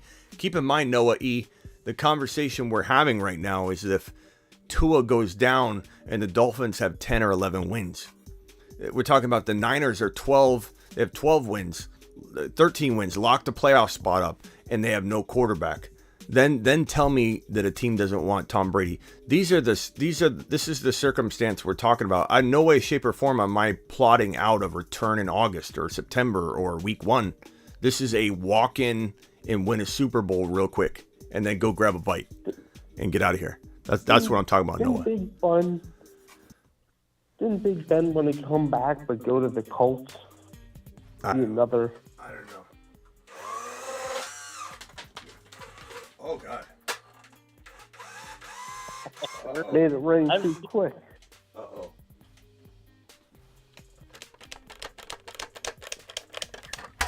Let's get a 9 volt and see. Did we break it? I'm hoping that it's just needs another battery. Let's see. I think I have a 9 volt in here somewhere. Oh, what I was going to say earlier when we were talking about the draft strategies and all that, it was like last year, you know, when I started watching the show and everything, we were all big. You remember my draft? I was drafting heavy. I mean, really heavy running backs. I mean, I was drafting like 3 to 4 running backs the first 4 picks. This year, it's totally different. It's like, because of all the last year's rookie wide receivers and stuff, I'm drafting more receivers now than I am running backs. Yeah. You know, because their value's higher. I know I got a 9 volt battery in here somewhere. I just bought it. I bought a battery for everything. Up in the rafters. Check the rafters. Where'd I put it? Man, I gotta order one on.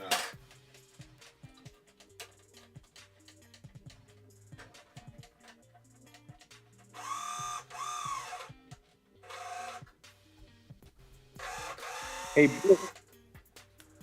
Brucey. You. Have you always had to deal with the seizure stuff?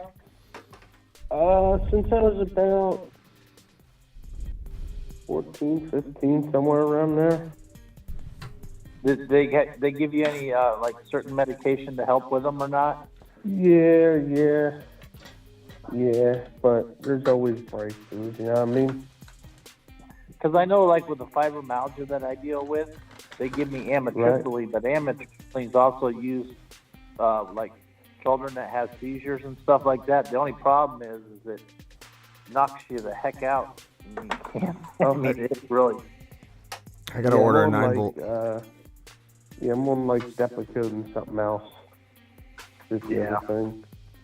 Well, boys, I gotta jump, but Brucey, I appreciate you. Ron, thank you for the $20 hauler. I gotta order a 9 volt battery. Have it rush delivered on Amazon. We'll try and do a 24-hour delivery so we don't have to go. Yeah, we'll have baby Jimmy G. You don't have like put Jimmy G on the news. What, Ron? You gotta order it on Amazon.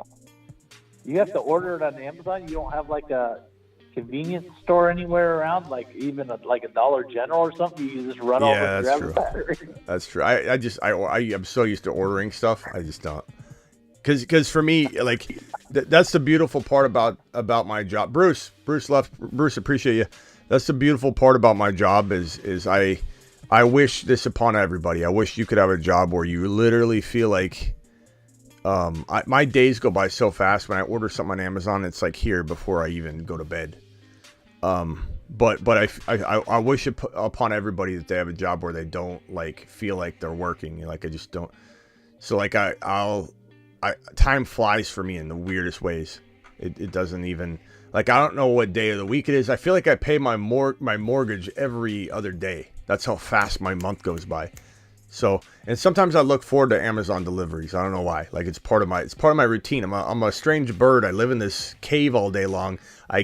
You think I'd want to get out and go to the store and pick up a battery, right? But for some reason, it's just, I don't know. But you're right, Ron. I'm going to the store tonight. I got to go run. I'll probably put that on my Instagram. I'll be running. I might even do a live stream on Instagram while I'm out. I'm not sure. But I'm going to go run. I'm going to go run, get a drink, get like a vitamin water or something. And when I'm in there, it's a good reminder. I'll see if they've got, I know they do. I'll see if they've got a 9-volt.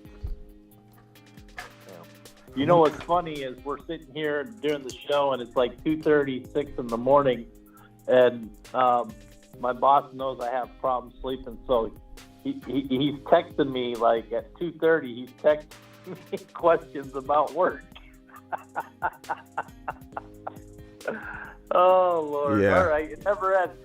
Yeah, bro. It's two things about the world: making money and spending money. I love two things in this world: making money, spending money. Thank you, Joe. Appreciate those words of wisdom. Garrett says can't figure out a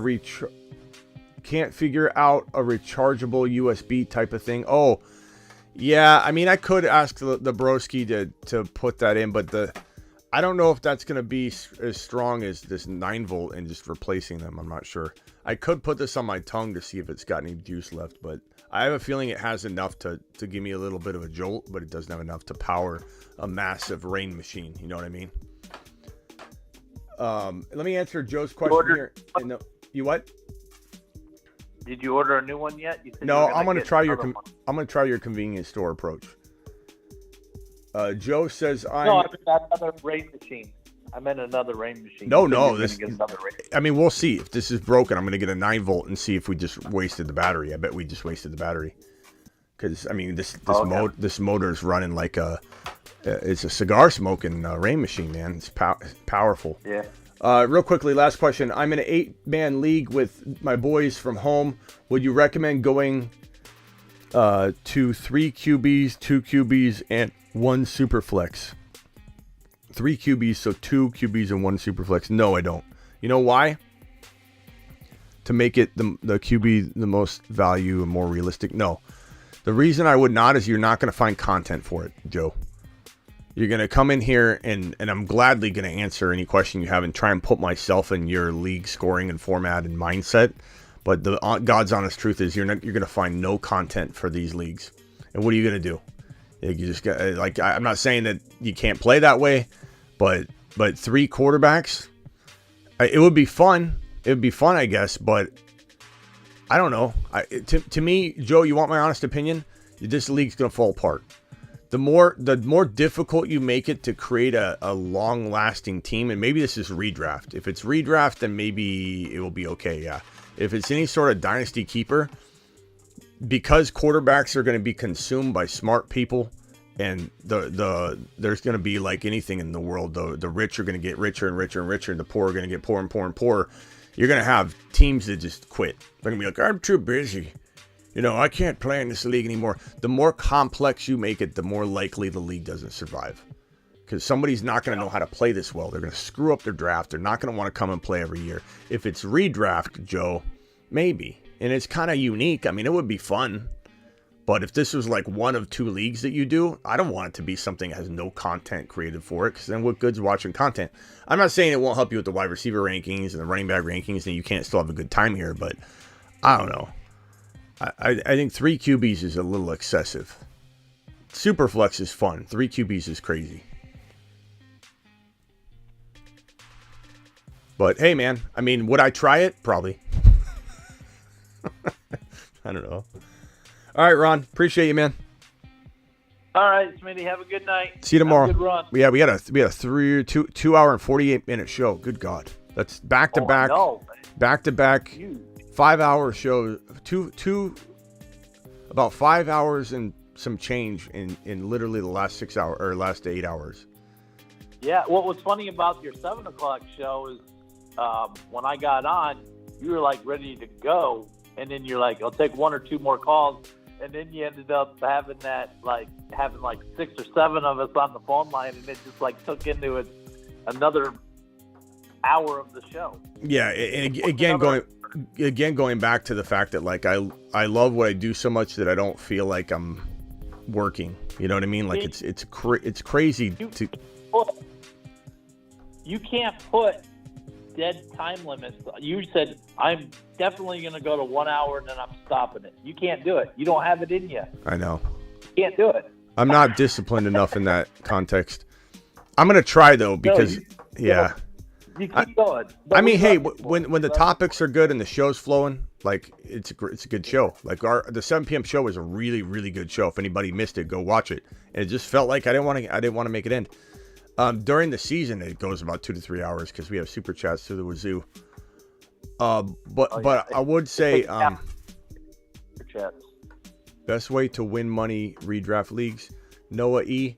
I don't know. I mean, it depends. If you're good at and amazing at building dynasty monsters, I mean, you can win every league every year in your dynasty league. You have the likelihood of you repeating a championship year or repeating a horrible year are probably in dynasty leagues because it's slower moving to rebuild. It's slower moving to lose talent. But at the same time, like, if my advice, Noah, is have a couple dynasty leagues. In those dynasty leagues, make sure you're taking a couple players that you literally want to ride and die with for 10 years. So like a Mahomes, a Josh Allen, a Garrett Wilson, an Olave. That way you can build around that. That's my advice in dynasty. So it's fun for that long period of time. Redraft. I mean, it's nice to have redraft leagues. I like auction too, because auction, you can control your own destiny. Ron, have you done an auction before? Yeah, I mean, I haven't done an auction in years, but when they first came out, I did some auctions before. It's nerve-wracking to a degree for sure, and like it's so frustrating when the player like Ron. I don't know if I think it would be very stressful for you because when people snipe you, you get upset. I could see you getting so upset if people were outbidding your player, and you're just like, son of a. Why are you going to bid when McCaffrey goes for $57? You're bidding Najee up to 48. Like, I can see you just going ape shit. I'm not that bad. I'm not that bad when it comes to that. But nothing's worse, though, than when you feel like, and this is the way you feel at an auction, that it's your luck. Like, I know when my player's on the board, everyone's going to want him. Like, son of a bee. Like that's the worst feeling, though. The great strategy in that, and I know you got into it last year, is to get the players up there and get people to use their money early on players that you don't even want. Absolutely. So that way, when your players come on later, you have all the money, you can get the players that you actually wanted. Absolutely. But you got to be careful not to be the only one with money left and there's nobody left. And you're like, good God, I could have spent this extra $25 on upgrading my Jamal Williams to Bijan. It's fun strategy to do it. It is. It's fun strategy. Yeah, I'll have auction content. But the other way to make money, I mean, to answer his questions, if you can become a really good DFS player, then you can make really good money that way too, but you have to be really good at it. And Underdog Fantasy, man, there's a good, you can play in these $10, and they do mittens for $5. You can play in these in the rookies and sophomores. I bet you they open that up again after the landing spots. I'll have more information on that soon.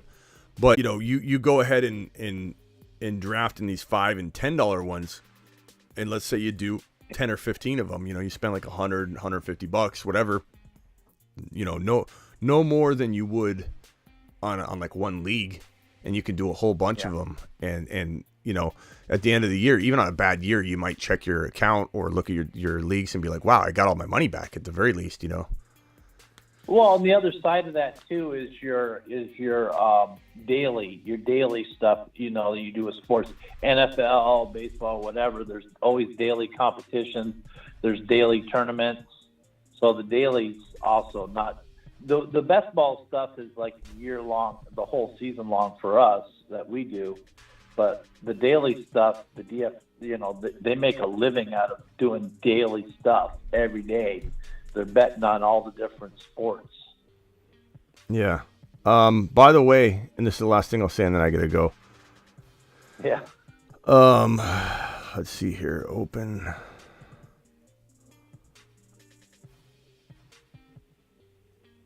One second. Open. I got 5 more drafts to do in Underdog to hit 100 drafts. I've got this one right here.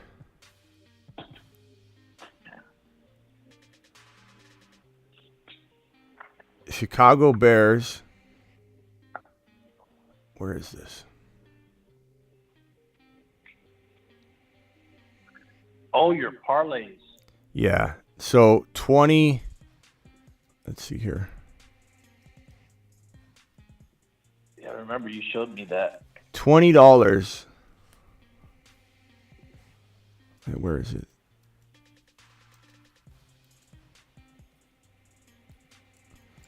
Yeah, $20 on this one right here. Let me see if I can get it. Hold on.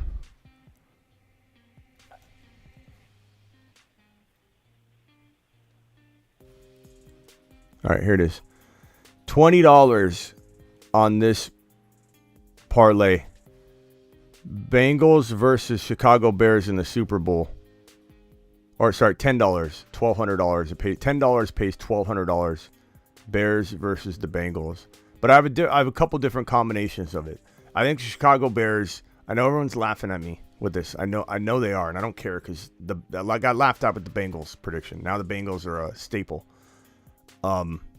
I got KC in Chicago, the Bengals in Chicago, the Buffalo Bills in Chicago, and then I've even got a couple like Bengals, Eagles, Super Bowl, and those obviously pay a lot less, but I love the Chicago Bear with a combination of the different 4 or 5 teams in the AFC as a potential Super Bowl show.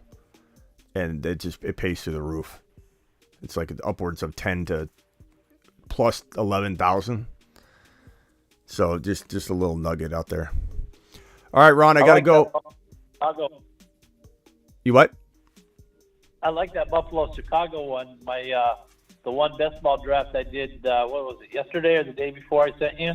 It had all Chicago and Buffalo stacks in it. Mm-hmm. And so, I wish I could. I don't think you can do I wish you could do championship game parlay. I don't think you can.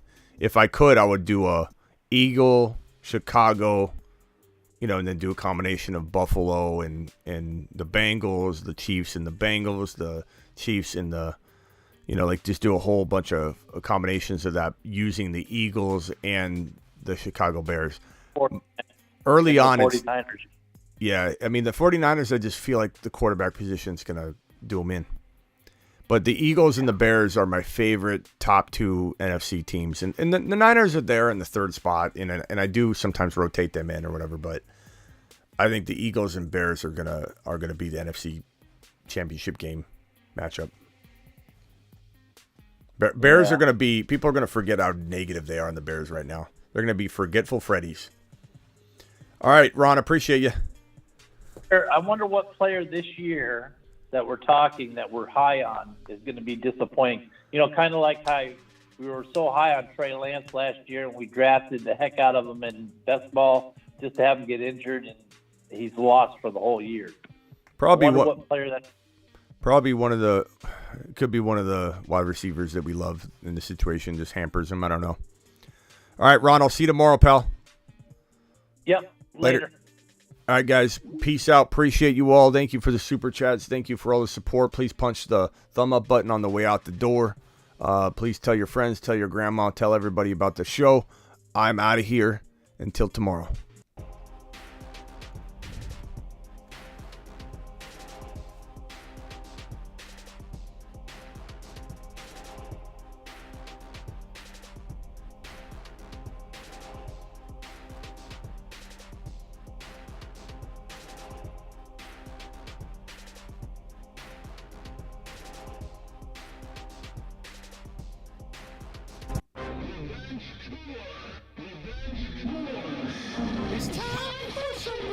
Revenge